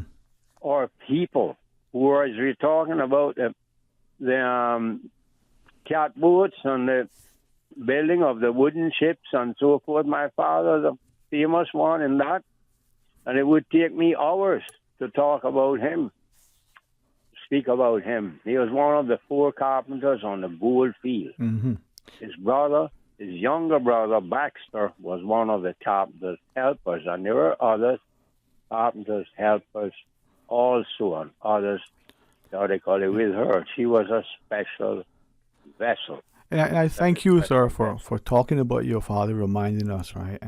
But there's a lot more to talk about with that, but yes, I'm not going to do that. Yes, sir. If you don't have the time to talk to me, you can say so. I understand. No. Sorry. I don't want to hopefully what I say is mistaken. There's lots more that I want to say. No, I want you to, what I was trying to, sorry if I might, I'm trying to say publicly that I'm honored that you would speak, about your father and the way you do, the not just the historical and cultural importance of him on the gold field. That's not the fact that you do. Thank you. It's more than that. It's turtling, everything. Yes, sir. But thank you for doing that, because that is so important, that respect and honor that you showing for your father. I don't know if I'm saying it properly, but just thanks, not just from a... Yeah, I thank you for saying that. Yes, sir. Great honors. He received a lot of honor while he was over in Jamaica from the Jamaican government and from Cayman, but also from the British government. Yes, sir. Too. But that it's so much. I really would need much more time to talk about that.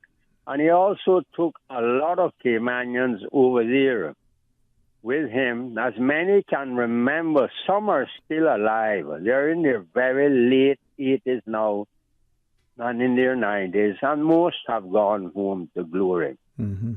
They do remember. When you're speaking to Mr. Jarris, they remembered my father talking, and this is something that I've tried to get more information on over the years. There was a miller from Northside. We know there were several great boat builders in Northside. We're talking about my father's days, the 1920s, early 30s, in 1990 and so forth. And he went over to Panama also. My father went over there. There was a great boat yard there, a yacht basin owned by Mr. Jimmy Ford, who would later come here and open that first yacht club there and all that in the 1950s. The same Jimmy Ford, member of the Henry Ford's family, the giant multimillionaire car builder. Mm-hmm. And I won't go into all that with him, but what I'm saying is there was a miller my father often talked about, that there were just a few people that went down there too, expert carpenters. My father worked in the yacht basin there. They were getting good money and so forth. And my mother, I must tell you, wanted that she went with him on board the biggest vessel he built for himself, the Melpomene, in 1926, a 54-foot yawl, that he sold to Captain James Ryan, his friend, and Captain Ryan went down in her in the 32 hurricane with 5 members. They just sold it to him. Anyway, all that, to get information who that miller was, Mr. Jarris would probably know, more than like a family member. He was a famous boat builder also on the north side. It's a long time ago. He belonged dead. Those are the things that we need to carry on, the memories. We were talking a while ago, Miss Jan, she often calls in about that thing. I agree with her a lot of things she says, and I might disagree also. Right. She may disagree with me. Because I've stuck by one thing that I've said, and I don't think people really listen to what I'm saying. I've proven that now. They're not listening at all. Not at all. When I say we need to implement direct income tax, they're not listening to the reasoning that I put forward for it. The inevitability of it is inevitable. We're going to have to do it. The British government has often asked us and wanted to query why we haven't done it.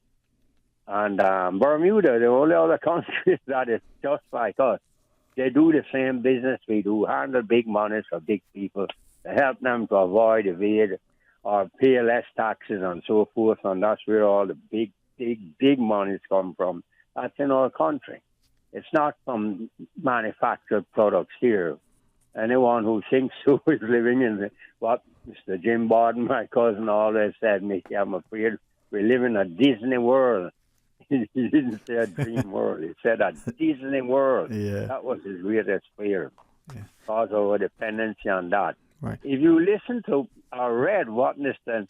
Nick Gent, I believe he's our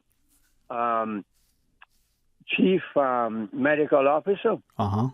I hope I'm pronouncing the name properly. Yeah, Dr. Nick Gent, the CMO, yes. Yeah, Dr. Nick Gent. He wrote, or it was a brilliant article in the papers, I guess, about what the speech he made.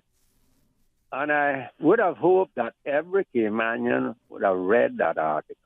It was in the Times a couple of weeks ago, explaining about the health insurance situation, untenable, and most people paying into this insurance were unable to pay for it and unable to receive. This was, I'm just concising what he was saying.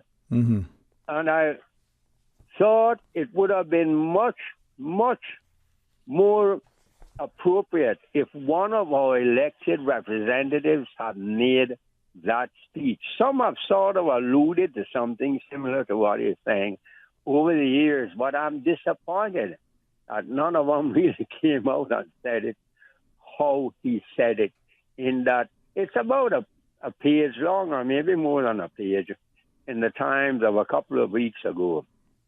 Brilliant, brilliant ad. Explains to you what a lot of that lady was saying about the hospital and so forth. Everything falls back on the government because these people cannot afford the health insurance.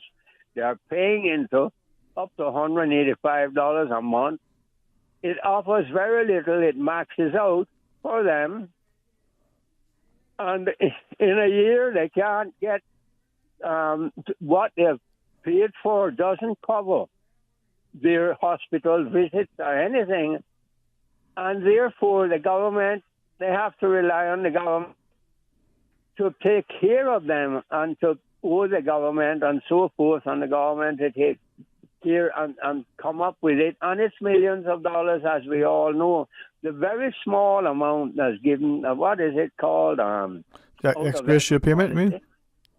Out of every, I'm talking about private health insurance. Okay, all right. That 85% of people pay into. And you know what they say, the basic SHIC or something related to a razor blade, the SHIC policy. Yeah, the standard health insurance cover. Yeah, it covers nothing. Right. Really. And you know that. And they still have to keep paying, and they have to pay a co-pay when they go into the hospital or to their doctor, private doctor, or whatever it is. Yeah. And they still have to pay 20% on a $6 hour salary and paying $180 a month or so, and then still have to pay 20%. Any half idiot like myself, you don't have to be a mathematical genius to figure out that that's an untenable, unconscionable, unjust, and impossible situation. I said what Dr. Jen said from 26 years ago when it was first implemented, that it will not work, it cannot work, and it has not worked. But it leaves me mind boggled, if that's a correct terminology, why our elected representatives have not changed this situation over the years. Yeah. Because only they can change it, because it says it's a mandatory thing. Right. They used to have an add-on where it says, pay your insurance premium, you must be insured, it's the law. Right. They no longer do that. If no longer do it. Yeah, if I could ask you, Mr. McKay, if they were to change it, right? You're the parliamentarian or you're the advisor, what would they change it to? What is your advice that we change it to? You would have to change to be a nationalized system, like other countries do. Mm-hmm. Everybody would pay a small portion of their salary into a system. Into a system. It would have to be handled by the government, not by private enterprise. I do not believe in mandatory payments to private enterprise. I think that is wrong. I know of no country in this world that does that, has that, those sort of regulations where you must pay mandatorily into a system handled by private enterprise. that it's mandatory from your side. I know of none. And this is what has happened to us. And it's happened with the pension system also. Also, they keep calling on them to produce their figures and facts and so. What's it run by? Insurance companies, right? Insurance companies. Mm-hmm. Just keep that in mind. Yes, sir. Keep that in mind. As I said, it can be straightened out, and that's one of the major problems that people are having. Yeah. And small businesses too. Yeah. They're having that big problem with that and with the pensions, as we know. Mr. Mickey, I wanted to ask you, I recognize that we're past the break, but I created the gentleman's indulgence. That's okay. If you have have time. a break and I'll hang on. Okay, you want to do that? Oh, okay. Thank you, because I wanted to ask you something. Thank you for that, sir. Welcome. Okay, let's pause, and when we come back, we can ask Mr. Mickey. Stay tuned. At Doctors Hospital, we know life happens, and usually when you least expect it. So when unexpected medical issues arise, you need quality care close to home. Located in the heart of Georgetown, our accomplished team of physicians and medical staff treat minor urgent conditions such as migraines, chest and abdominal pain, shortness of breath, burns, broken bones, open wounds, and more. 24 hours, 7 days a week with no appointment necessary. Peace of mind is important when life happens. At Doctors Hospital, we're always here just for you. Need to speak to someone? Call 949-6066. It's game time, Subway fans. We're upping our sub game with the Subway Series menu, an all-star lineup of 6 delicious recipes. Just order by name or number and we'll do the rest. Whether you're catching a quick lunch or just need a tasty victory, the Subway Series menu is coming in clutch. Subway Series, easy to order, hard to resist. Try it today, only at Subway. Eat fresh. You know who this is? That same old girl that went to Hollywood and Panama? Well, guess what? The fun ain't done yet, because this year, I'm going to country concerts in Denver. I got kick up my heels in Times Square. I got keep living the dream with Cayman Airways. We so blessed to have them. I tell you what though, this old girl's feeling younger than ever. Make your travel dreams come true with Cayman Airways, offering international non-stop flights from Cayman to New York, Miami, Tampa, Denver, Los Angeles, Panama, Kingston, Mobay, La Ceiba, and Havana. Enjoy free rum punch, free in-flight entertainment, free seat selection, and free meals on select flights. Call 949-2311, contact a travel agent, or visit CaymanAirways.com. She hear clunk and her car stop. I was just about to send her some money, so I send it straight to her JN money transfer card. It cost me less, and perhaps she use the card pay the garage right away. She'll get discount through the JN Rewards program in Jamaica.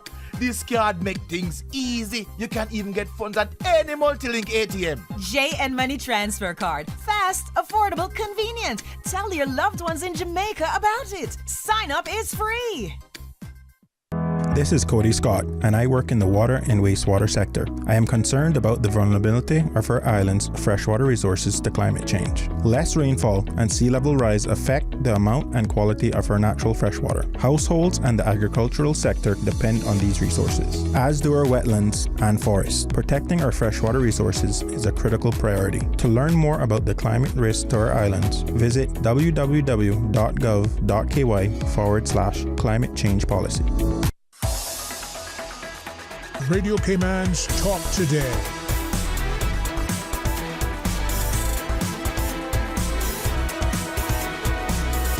What is on your mind, Cayman? Hey, welcome back, and thanks very much for joining us, and to Mr. Mickey for not just being so gracious and hanging on, sir, but for sharing. Thank you very much, Mr. Mickey. Yes. Yeah. For what it's worth, right? We've just had a couple of comments off air, messages, and who were saying, hey, they actually hearing you clearly, hearing what you're saying, and as always, you're making great sense. But for today, now, for some reason, maybe it's finally we're listening.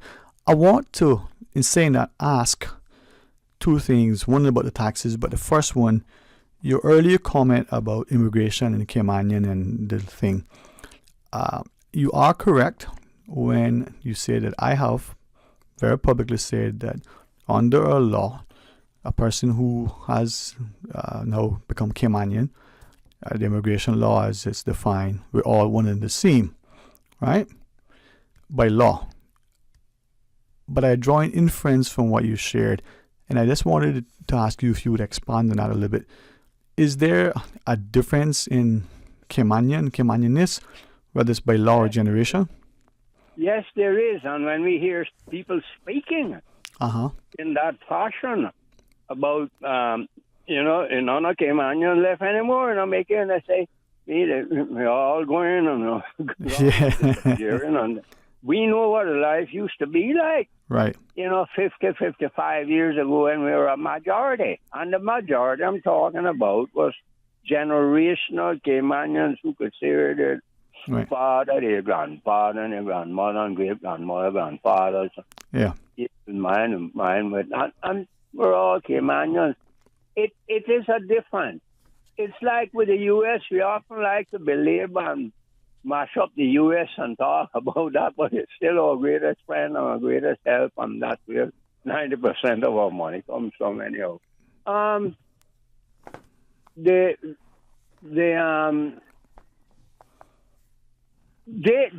have put a system in from a long time ago to protect, if you want to call them, their indigenous citizens.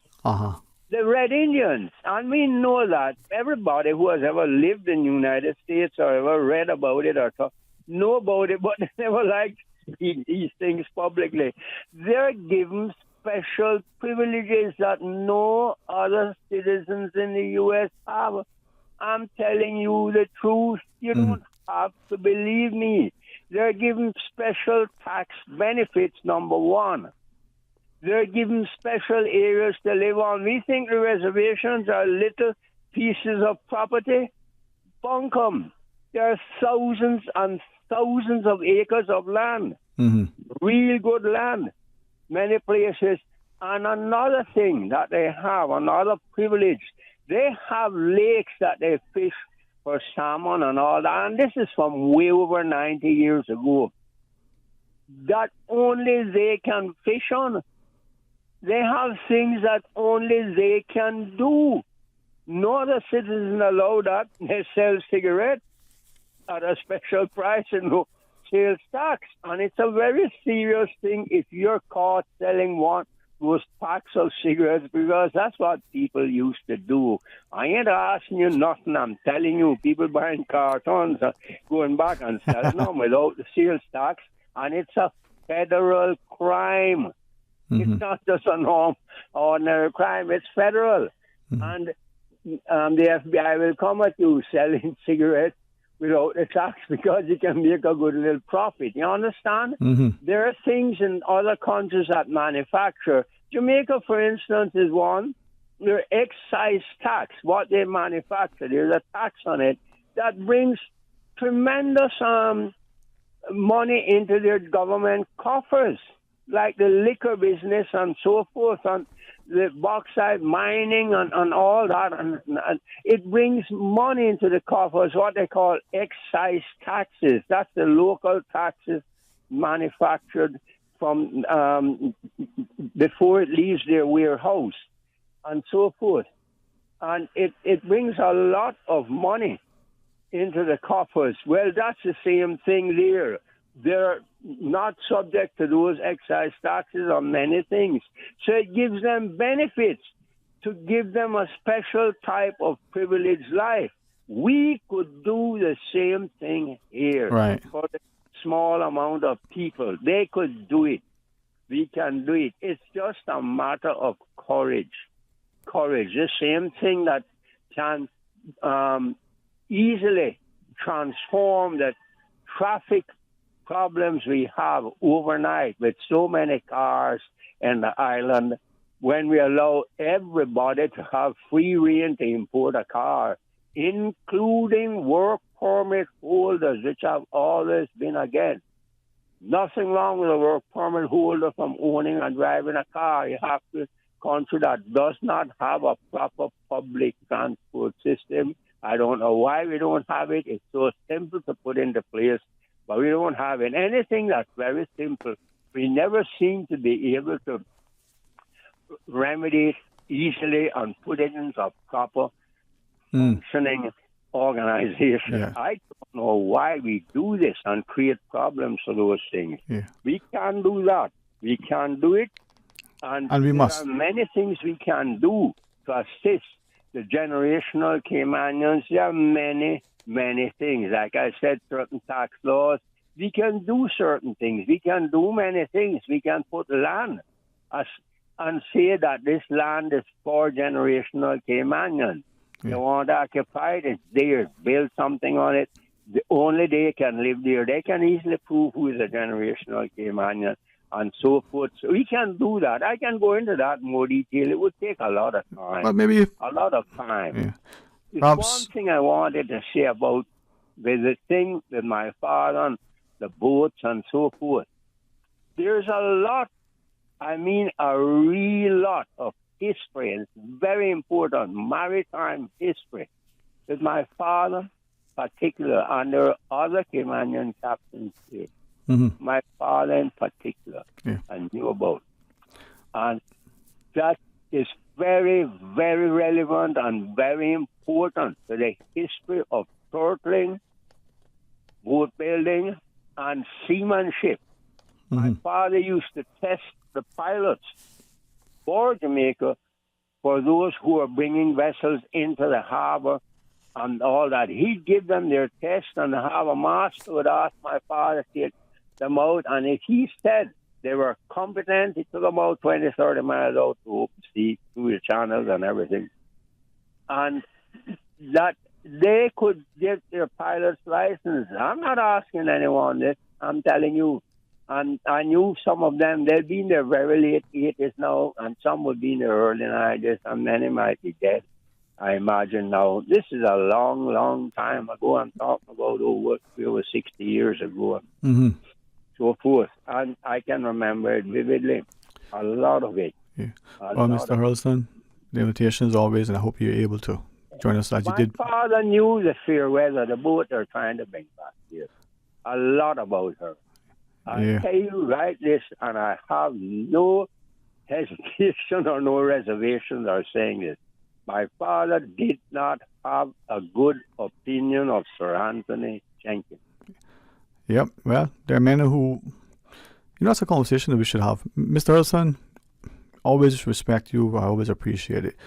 Thank you for sharing. And I won't ask more about that, but I'm told, hey, stay in your lane. Thank you very much, sir.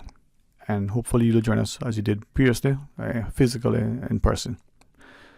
Let's pause, take the news, more open line for the remaining 30 minutes. Covering Little Cayman, Kim and Brad. Cover me. Radio Cayman in the Cayman Islands. From Radio Cayman's newsroom, this is Headlines. The Headline News is brought to you by Kirk Market. With your headlines, I'm April Cummings. The Plan Cayman public consultations continue tonight in Little Cayman from 7 p.m. to 9 p.m. at the Little Cayman Beach Resort.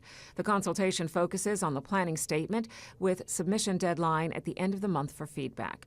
Plan Cayman is the Cayman Islands long-range comprehensive development plan that will be used to guide future physical development and overall land use. Radio Cayman will be carrying tonight's meeting live. In international headlines, the Bahamas Pharmaceutical Association is calling on authorities to ensure that legislation and accompanying regulations reflect that only qualified pharmacists be permitted to dispense medical cannabis. The move by the BPA comes as legislators are due to debate the Cannabis Bill 2024 and related measures later this week. In Antigua, police have launched an investigation following the seizure of 42 pounds of cocaine at the VC Bird International Airport on Saturday. The seizure was made as police and customs officials were conducting a joint drug operation at the airport when they discovered a black suitcase with 16 vacuum-sealed packages of the controlled substance inside. The suitcase with the substance was taken to the police station for further investigation. No one has been arrested yet in connection with the find. Those are your headlines. I'm April Cummings. www.radiocayman.gov.ky. Check out our social media pages: Facebook, YouTube, X, formerly Twitter, Radio Cayman Headline News.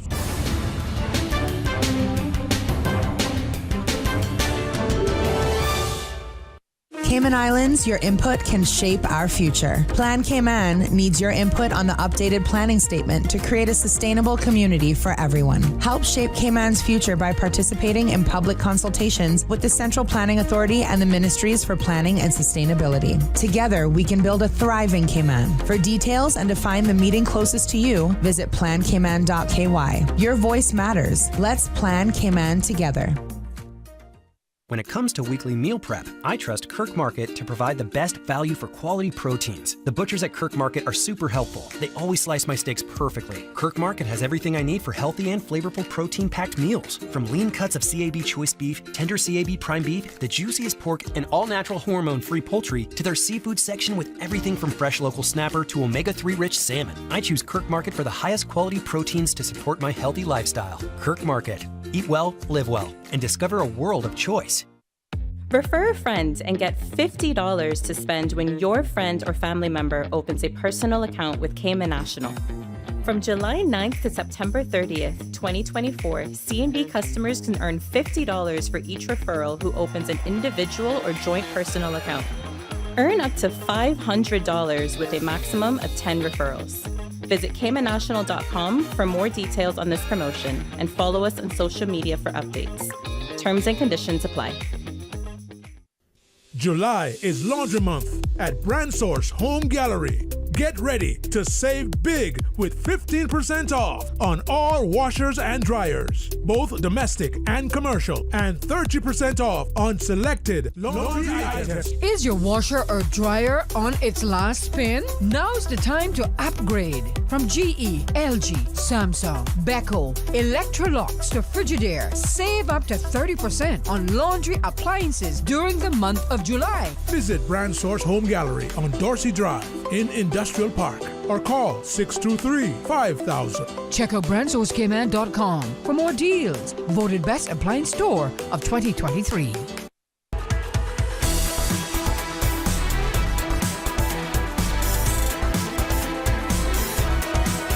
Radio Cayman Talk Today continues. Hey, welcome back and thanks for joining us. And it is open line. One of our listeners writes, says, I agree with Mr. Hurlston. What he's saying about the pension and insurance, they seem like both to be legal crimes. Referencing that by law, it's mandatory that we pay it.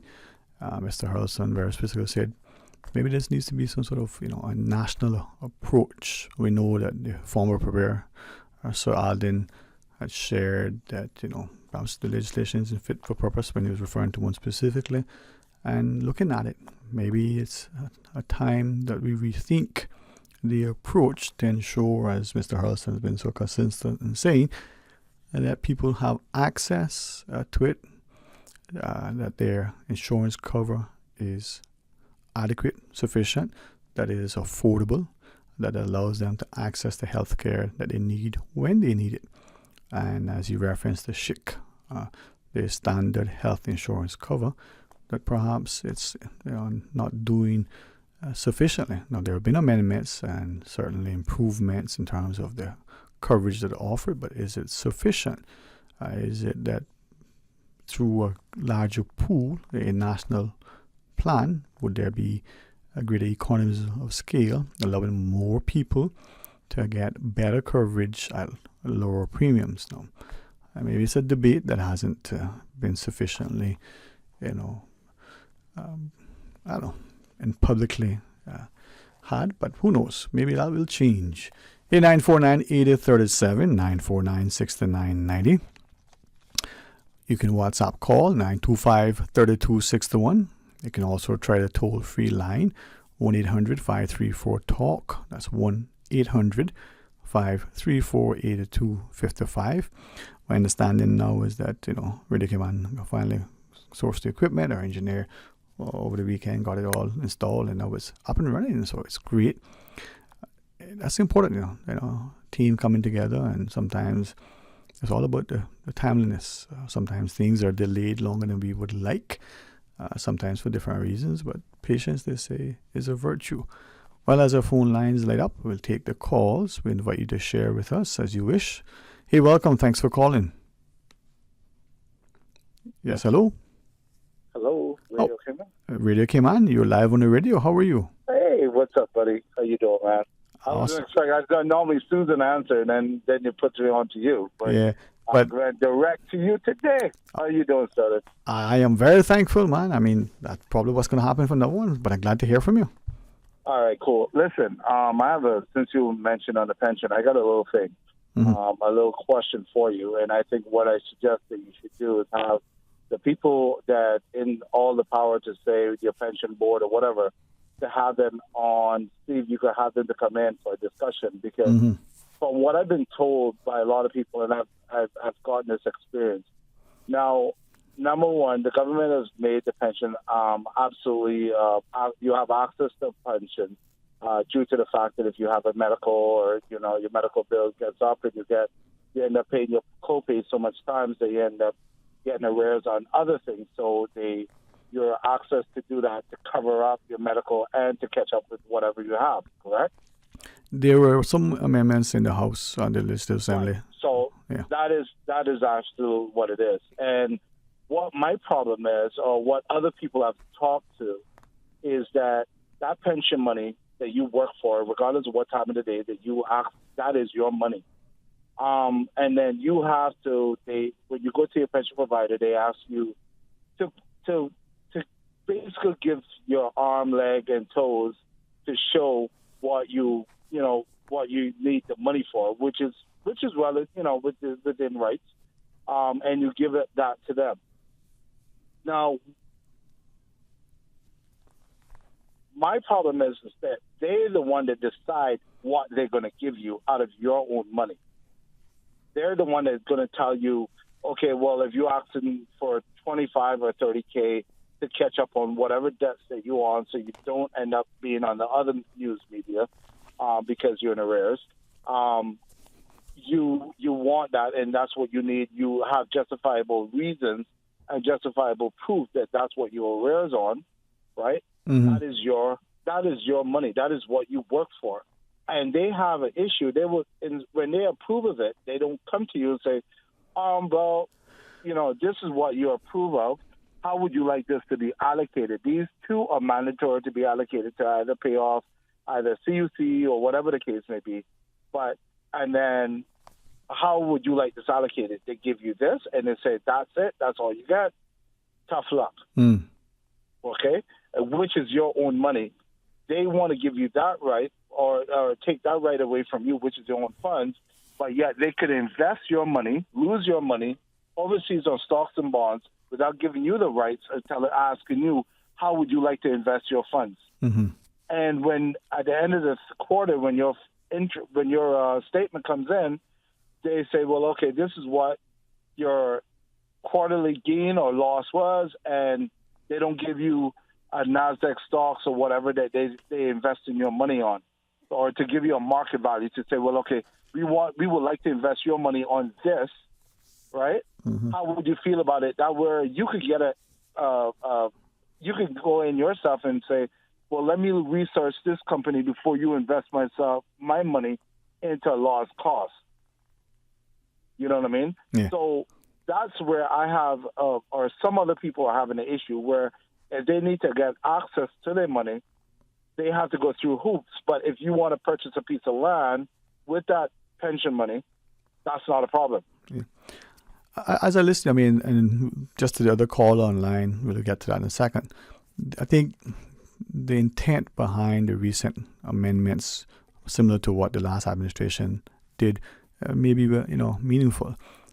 Perhaps the amendment in recent times was a good step. As you recall, a foreign national on a work permit after 2 years absence from Cayman could access all of the pension fund, not have it transferred to another pension fund, but access it then and there, and then subsequently return to Cayman with or without that money. Maybe that was more of a deferred savings for those individuals who were able to do so simply because they were. See, the people that are working here, they are the people that are from here, born and bred, hard rock, ironstone, limestone, whatever you may call it. We're the ones that have to suffer because at the end of the day, they're controlling, one person or whatever is controlling how you have access to your own money. Yeah. Yes, I understand, your 401k, like how they have in the States, whatever. and you show legitimate reason and you show where your arrears or whatever the case may be, and they're telling you how they're going to give it to you. They're telling you how you're going to have access or whatever. But if I want to purchase a piece of land or pay off the mortgage, you're easier to get that than anything else than to catch up on your arrears where you could put you back on your feet. Mm-hmm. And that's where, and one person is delegating that, not the board, one person, because I had to deal with it. Yeah. Okay? And one person is controlling how they give you or how they give you the money, and it's either tough luck, take it or leave it. Yeah. Yeah, I think there's perhaps a lot of misunderstanding about, what a pension is, maybe our intent and our access, if it is. If you have a pension, Mm-hmm. okay, why instead of you investing your money in foreign companies, right, Mm-hmm. investing your money into countries across the pond who's trillions of dollars in debt, that's not a good investment. Why don't you not invest in stocks and bonds in this island, like the power company, the water company, telecommunication companies, where you could do stocks here and keep the money here? Why are you sending my funds overseas to a country who are in trillions of dollars, not 1 million or 2 million, trillions of dollars in debt, and bailing out other companies instead of bailing out themselves? Mm-hmm. That don't make any sense. Yeah. I think that there is scope, and there's probably time that we at least explore it. How can we make, But, I mean, the pension has been going on for the last 30-odd years. It does not take a rocket scientist to figure out that you losing the country's money and you sending my money overseas to invest in the company overseas that are losing money, and then when they end up losing their money, they realize they want to get a tax-free or tax haven. They're sending their money back over here so they could save their money. Right. But if you look at that analogy, right, and extend it slightly, take people who work here, who are then sending money other places, right, whether it's back home or it's where their families or their interests are, or they're using that money to buy properties elsewhere.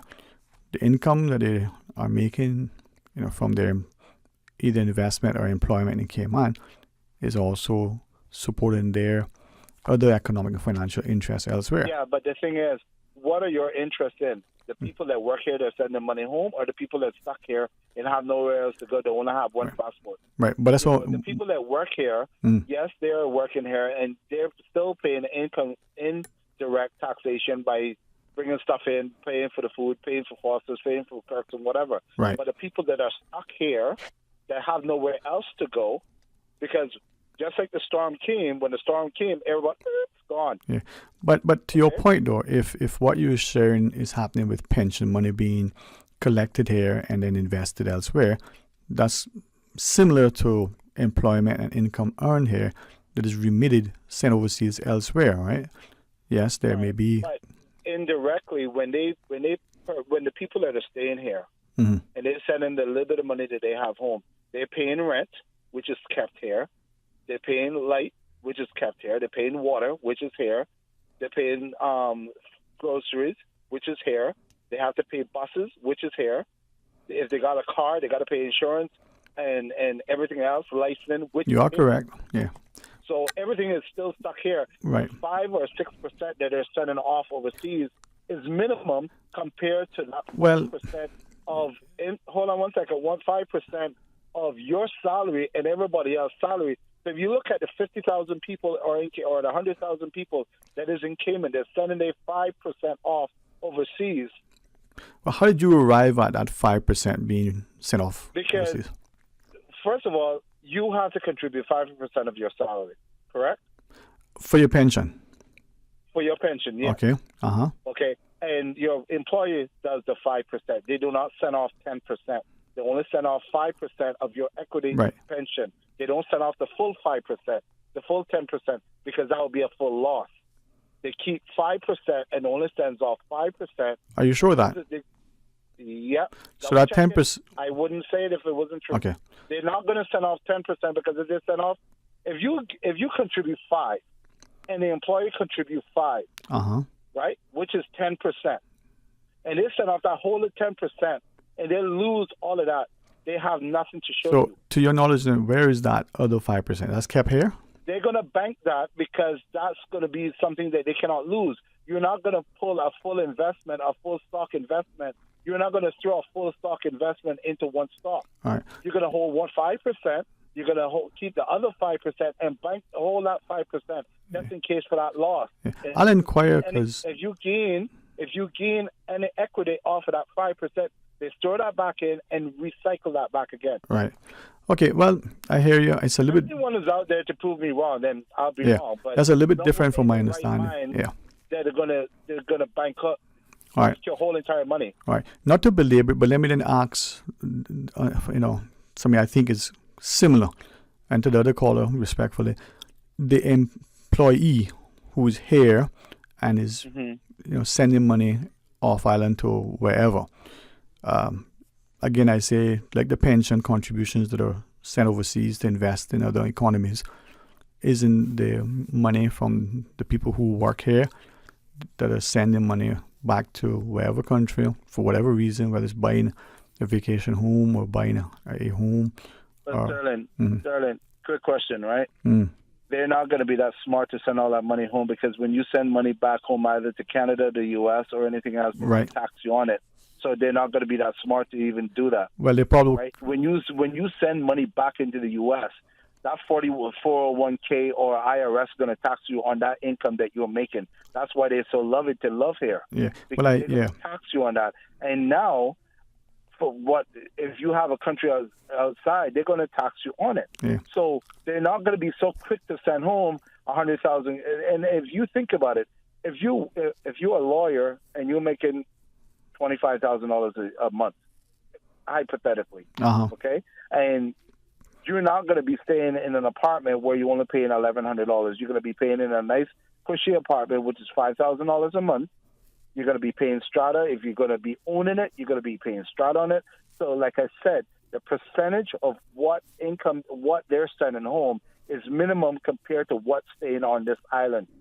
I hear you. And not to be a tax lawyer, I do appreciate what you're sharing, that the person living here, there is a level of expenditure to remain here. There are probably funds that are remitted elsewhere. But I gather, depending on the jurisdiction, if you declare your income in an overseas jurisdiction, there is a certain sum, maybe it's $100,000, maybe it's more, depending on where you're from, where it's tax-free. Anything above that, you have to pay. Nothing in the United States is tax-free unless you live in Iowa or one of those. No, my understanding from American nationals who are here, and they are more inclined to comply with their tax laws, is that they declare their income that they earn here, and they can remit it back there, no problems with paying taxes on that foreign income. Similarly, there is some similar measure with Canada, except from, again, not a tax expert, there is a time limit. I think if you're outside of Canada for 2 years or more, then you are no longer eligible to participate in their national health insurance system. There are certain concessions relative to taxable and non-taxable income, but that's not advice I'm giving. It's just a basic understanding. Right. Certainly those nationals. Well, I think Canada has changed a lot of their tax laws after they said that foreign people cannot come in person. I know they were trying to pass a law. I'm not sure if it's been passed that foreigners cannot go up there and just buy up pieces of land like how they used to. So they have changed a lot of their tax bracket, and as far as I recall, that's one of the things. But like I said, and I will leave you at this. Yeah. I think that we should invest our money more and less on the power companies here, which is by contract by government, which is 100%, profit return, and other telecommunications where if you're going to invest in your company, then people are not going to feel bad about paying their light bill or the water bill because they're going to get renewed back on their renewable energy or anything else like that. If you invest where your money is, you could see it in equity, they're not going to mind going shopping there. Yeah. So I'll leave it at that. Thank you, man. What I'm saying to you is that pension, I think they should do better with investing your pension. They should give you a better return. They should give you an idea to tell you, sit you down and say, listen, we would like to invest your money in this, the stocks, bonds, equity, this is your return. This is what we've seen this company doing a return back. Right. And then you could have that choice to say, well, okay, I'm going to put my stock market on the NASDAQ or whatever the case may be, or some pharmaceutical drug that just is out testing. And you could know, well, okay, for the next quarter, this is what my return is, and this is where this is the percentage I want to invest. Right. So, well, I appreciate you sharing that. And as you leave us there, I'll say this to you. As my understanding, you're a member of the pension plan. As the members, you dictate to your employer, by majority rule, which pension administrator you go with. I gather that depending on your age and stage at which you join the plan, you can say, okay, I want more in liquidity. I want more of a higher risk potential. Well, what I've done is, and I'm about to do this week. There's a form which a lot of people don't know that you could sign and tell them that you do not want them to invest your money elsewhere, anywhere, and they have no other choice. They could stop investing your money. So. Yeah. Because I've been doing online stocks and for the last 8 months, and it's getting better now. But yeah, I'm cutting them off from doing that because for the last 25 years, when I calculate what my 5% would have been, I'm a couple of $100,000, a few $1,000s short. Yeah. So I hear from people, man. Thank you for sharing, man. Enjoy your afternoon. Right. Have a great week. Too. Hey, the guy on the other side is saying, let's go. We're going to pause, take the final break, take the last caller. Stay tuned. At Doctors Hospital, we know life happens, and usually when you least expect it. So when unexpected medical issues arise, you need quality care close to home. Located in the heart of Georgetown, our accomplished team of physicians and medical staff treat minor urgent conditions such as migraines, chest and abdominal pain, shortness of breath, burns, broken bones, open wounds, and more. 24 hours, 7 days a week with no appointment necessary. Peace of mind is important when life happens. At Doctors Hospital, we're always here just for you. Need to speak to someone? Call 949-6066.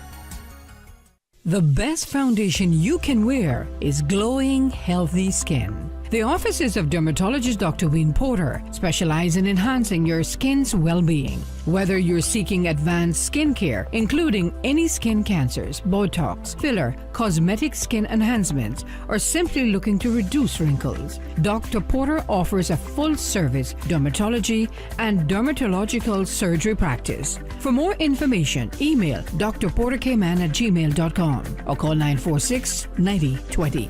That is 946-9020.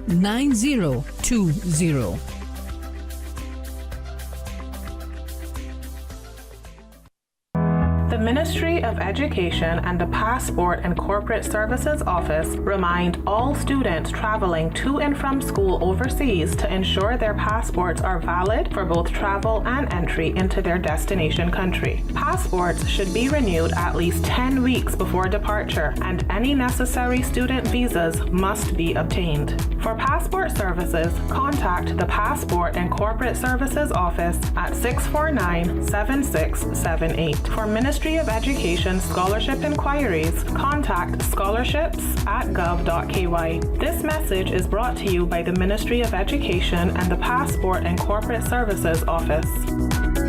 Always separate debris from household garbage after a hurricane hits. Debris includes roofing materials, downed tree branches, and metals. All items of debris must be placed in separate piles to the front of the property or at a side that is easily accessible to collection trucks. Debris must be placed in a location that will not cause obstruction to roadways or come in contact with electrical lines.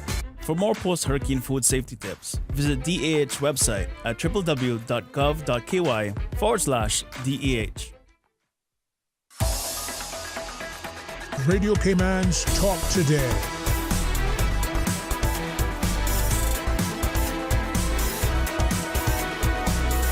What is on your mind, Cayman? Hey, welcome back, and thank you very much. And publicly, I recognize the clock on the wall, and the time says we got to end at 2:30, and we're not. Then I was so engaged with the caller that, respectfully, I didn't even look at the time to say get on with it. Thank that caller for his comments, and for this last one. Be the final call. My apologies. It'll be quick. Sorry that took so long to get into you. Welcome. How are you? Yeah, afternoon, Mr. Sterling. Hey, afternoon, man. Thanks, man. Again, sorry, I like looking at the clock and go, hey, getting close to that time. So I here wondering if I would get a chance to talk, but yeah, man. I'll make it really quick because of Thank you, the sir. observation that I did yesterday. Yeah, thank you. Yeah, no problem. Yesterday I went to Savannah and I was remembering a couple times I'm hearing this situation about the road with the entrance access to the post office and the one behind Wendy's. Right. And I was saying to myself, I don't live in the area, but I do care about it because I used to live down there. I used to live in the area and I know the road very well. Mm-hmm. So I'm here saying, what is so complicated about this road? And that is a problem right now that I know it will be happening because even before they did put those cones there and whatnot, it was always a problem. And what I've observed is that the entrance to the gas station mm-hmm. coming from the highway on spots is that there is no sign indicating that you can turn right in that area where you have to turn right, where you have to go in. It's a little junction where you can turn and it leads you to the entrance of the gas station next to Wendy's. Yeah. And there is no right turn sign there to indicate where you can turn. And I would assume that there would be a lot of people that do not know this. There would be some confusion. Where can you turn right? Because there's a sign that says "Do not turn right." Just before that. But where's the sign? Yeah, just before that, just on that little area where you can go across from the road to go to the post office. And I'm saying to myself, what sense does that make that you say don't turn right, but there's no right turn? Yeah. Well, it appears, and I really appreciate you sharing that. People like yourselves who travel, in both directions often would be aware. But it appears that either A, people know and they ignore it, or people don't know and not sure. I want to repeat back to make sure I'm following you. If you're leaving town going Savannah, Bontown, East End, going that way, there's a sign that says no right turn, even though there's an opening that will take you behind the fast food place and go in the back there, right? But that's the same opening that if you're coming from that direction, heading into town, you can turn right to get into the post office. It's the same little gap in the road that allows you to cross the lanes, but you can only make that right turn if you're coming town going to the post office. But you can't use the same gap to get through to go across behind the Wendy's and the other places. Is my understanding that's what it is, right? Yeah. And there's a sign that says very clearly no right turn if you're in this direction. But yet people do it. Yeah. Right. And you see the reason for that, I believe, is because there's no indication where can you turn right. There's a little sign just after those cones. It's on the boulevard. And the little grass piece, right? Median. There is a little blue sign with an arrow pointing to the ground that indicates that, hey, keep an eye out. Maybe, I don't know if this is what it is for, but it doesn't direct you to turn right. It's just saying, pay attention to the road. I mean, that's where the arrow is pointing at to the road. And you might be doesn't show you that this is a right turn area. It just says, look at the road. Right. From someone's perspective, a blue sign. Right. But to your perspective, though, if you want to go in that direction, you're not sure how to get there, right? But if there's a very clearly marked, clearly positioned sign that tells you straight up, no right turn, there may be one somewhere else, but it's not here. Why are people still doing that? Do they not understand what that means? Is it they figure, well, I don't apply to them because, well, I mean, I'm not trying to be facetious or anything. No, right? I get it. So if you see the sign, you're not sure how to get where you want to go, but you know this is not a space to go through.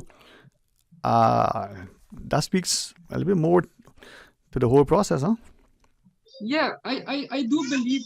Yeah. Yes, sir. Hold on. I do believe that they should make it a lot easier. I believe they should make it a lot easier. The same sign that they have no right turns. Yeah. They should have the sign on the entrance part where you can turn right as a right turn. Like, here is your right turn. This is where you can turn right, because there's a stop sign at the end of it, But you would have to literally take your eyes off to look on the road where you can turn to see the stop sign there, that you can stop there and turn right. Yeah. So I don't see it makes sense that they have the entrance there, but there's no sign to say, hey, I can direct you here, turn right.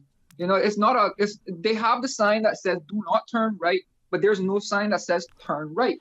Well, so I obviously hear there's you. going to be people that people might be ignorant. I can see this myself. I can see this from people that would be ignorant enough to use it when there's no cars coming. I can see people do that. Yeah, well, because there's no indication where they can turn. But the sign, the little small sign that is like maybe 4 feet tall, it is not enough indication to me, in my perspective, although I know what is right. Someone else that is probably just coming to the island, don't know nothing about road codes or not, and they see that sign and they'll be like, okay, I don't know where you can turn right, but I don't see no other access, and then maybe they might just be blindsided to don't see the road turn right because there's no sign there. Yeah, I hear you. Again, it speaks to maybe I want to use a more positive word, so let me refrain from what immediately comes to mind. But maybe if it becomes potentially a more of a hazardous issue, those things that we put down that you can drive over, and it's okay, they'll depress, but if you back up, your tires are gone. If it comes to that, those ones I don't see the necessary. I don't either. Necessary for that because it's on a public road now. It's not like a establishment where you don't want people to enter in nor reverse back out. But it's speaking. I mean, as I listen to, I can try to understand what you're saying, that people might not be sure. But again, if I see a sign says stop, whether something is coming or not, there's probably a reason why that sign is there, right? Yeah. Probably should stop and maybe pay attention, just like a red light. But thanks for sharing that. And maybe as we look at it, maybe the road engineers and experts and the more experienced road users might have a viable solution. But then again, maybe we could exercise a little bit more sense. Could we say it that way? Yeah, right. All right. Thanks, man. I believe so too, but what happened is I believe that when they're doing the road codes, when they're doing the road testing, I believe that this is what they need to show these people where they can take them out for a drive going from east to west to see how they perform on the roads. And this is what would make the road, the application of getting a driver's license in the Cayman Islands a little bit harder for those that do not know how to read nor write. Because they have some people out there that do not know how to read or write, they're very illiterate. And I think that this is something that we need to pay attention to, with giving them access to driving on the road legally. Because if you cannot read nor write, and then you just say, yeah, man, I know how to drive, that's not enough. You are right, but it's not just reading and writing. I mean, those signs are visuals, right? They just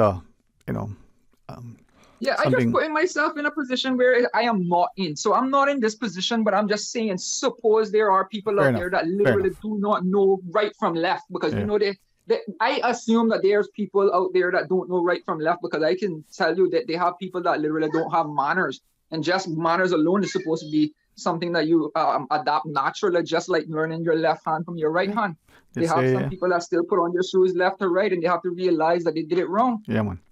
Hey, thanks for sharing that. And again, publicly, apologies for having you stay on while we talk to that fella. But thank you so much, all right? Oh, that's okay, sir. All right, anyways, I wish I just would have liked to get that. I got that out there because I think it's something that NRA or Public Works, whichever one that put up the road signs, they should consider putting a road sign that says right turn, like here is the access, This is where you can turn in, and then that'll direct you into Wendy's and that back road there that we carry to the church. Fair enough, man. It's something to maybe, we didn't think about it because we assumed, and perhaps, people, something to consider. Thanks for sharing that with us and for being so patient. All right. You enjoy your afternoon, my friend. Talk to you soon. You too. All right. Hey, thank you all very much, and to the team here for giving us a few extra minutes. Kind of like that Copa America game last night. We're going to extra time. It's always a privilege and an honor to sit and facilitate, and I trust and pray I do it with sincerity, a sense of humility and respect. Comments sometimes may resonate with you. You may question it. But it's all intended to cause us to be more mindful that our democracy and, how do I put it? For it to be preserved, promoted, and protected, we as a people have to ensure that we are participating. Because at the end of the day, if we allow them to do it, they may not do it the way you think it should be done, and they may only be doing it with insufficient numbers. So we all have to be them, so that them are we, and together we're doing it in the proper way. Let's think about that. Have a great rest of this Monday. May the week unfold to be not just positive and productive, but you are so pensive that you are positioned to ensure that all you do, is of immense benefit to as many as possible. Life can only be, this side of the coin, because when we're on the other side, they say there could be 3 surprises in heaven. One who's there, one, that who isn't, and the fact that, well, we're there if we make it. All the best, my friends. Tomorrow, we shall be a part of it, is our prayer. Talk Today is brought to you by Subway, open 24 hours in Countryside, Anderson Square in Georgetown, and Centennial Towers in West Bay. And by the Ministry of District Administration. Explore your history, explore your land, explore your sister islands. And Cayman Airways. Call them on 949-2311 to book your nonstop flights to Los Angeles and Panama. And Digicel, Cayman's bigger, better network. And Doctors Hospital. Peace of mind is important when life happens. Doctors Hospital, always there for you. Call 949-6066.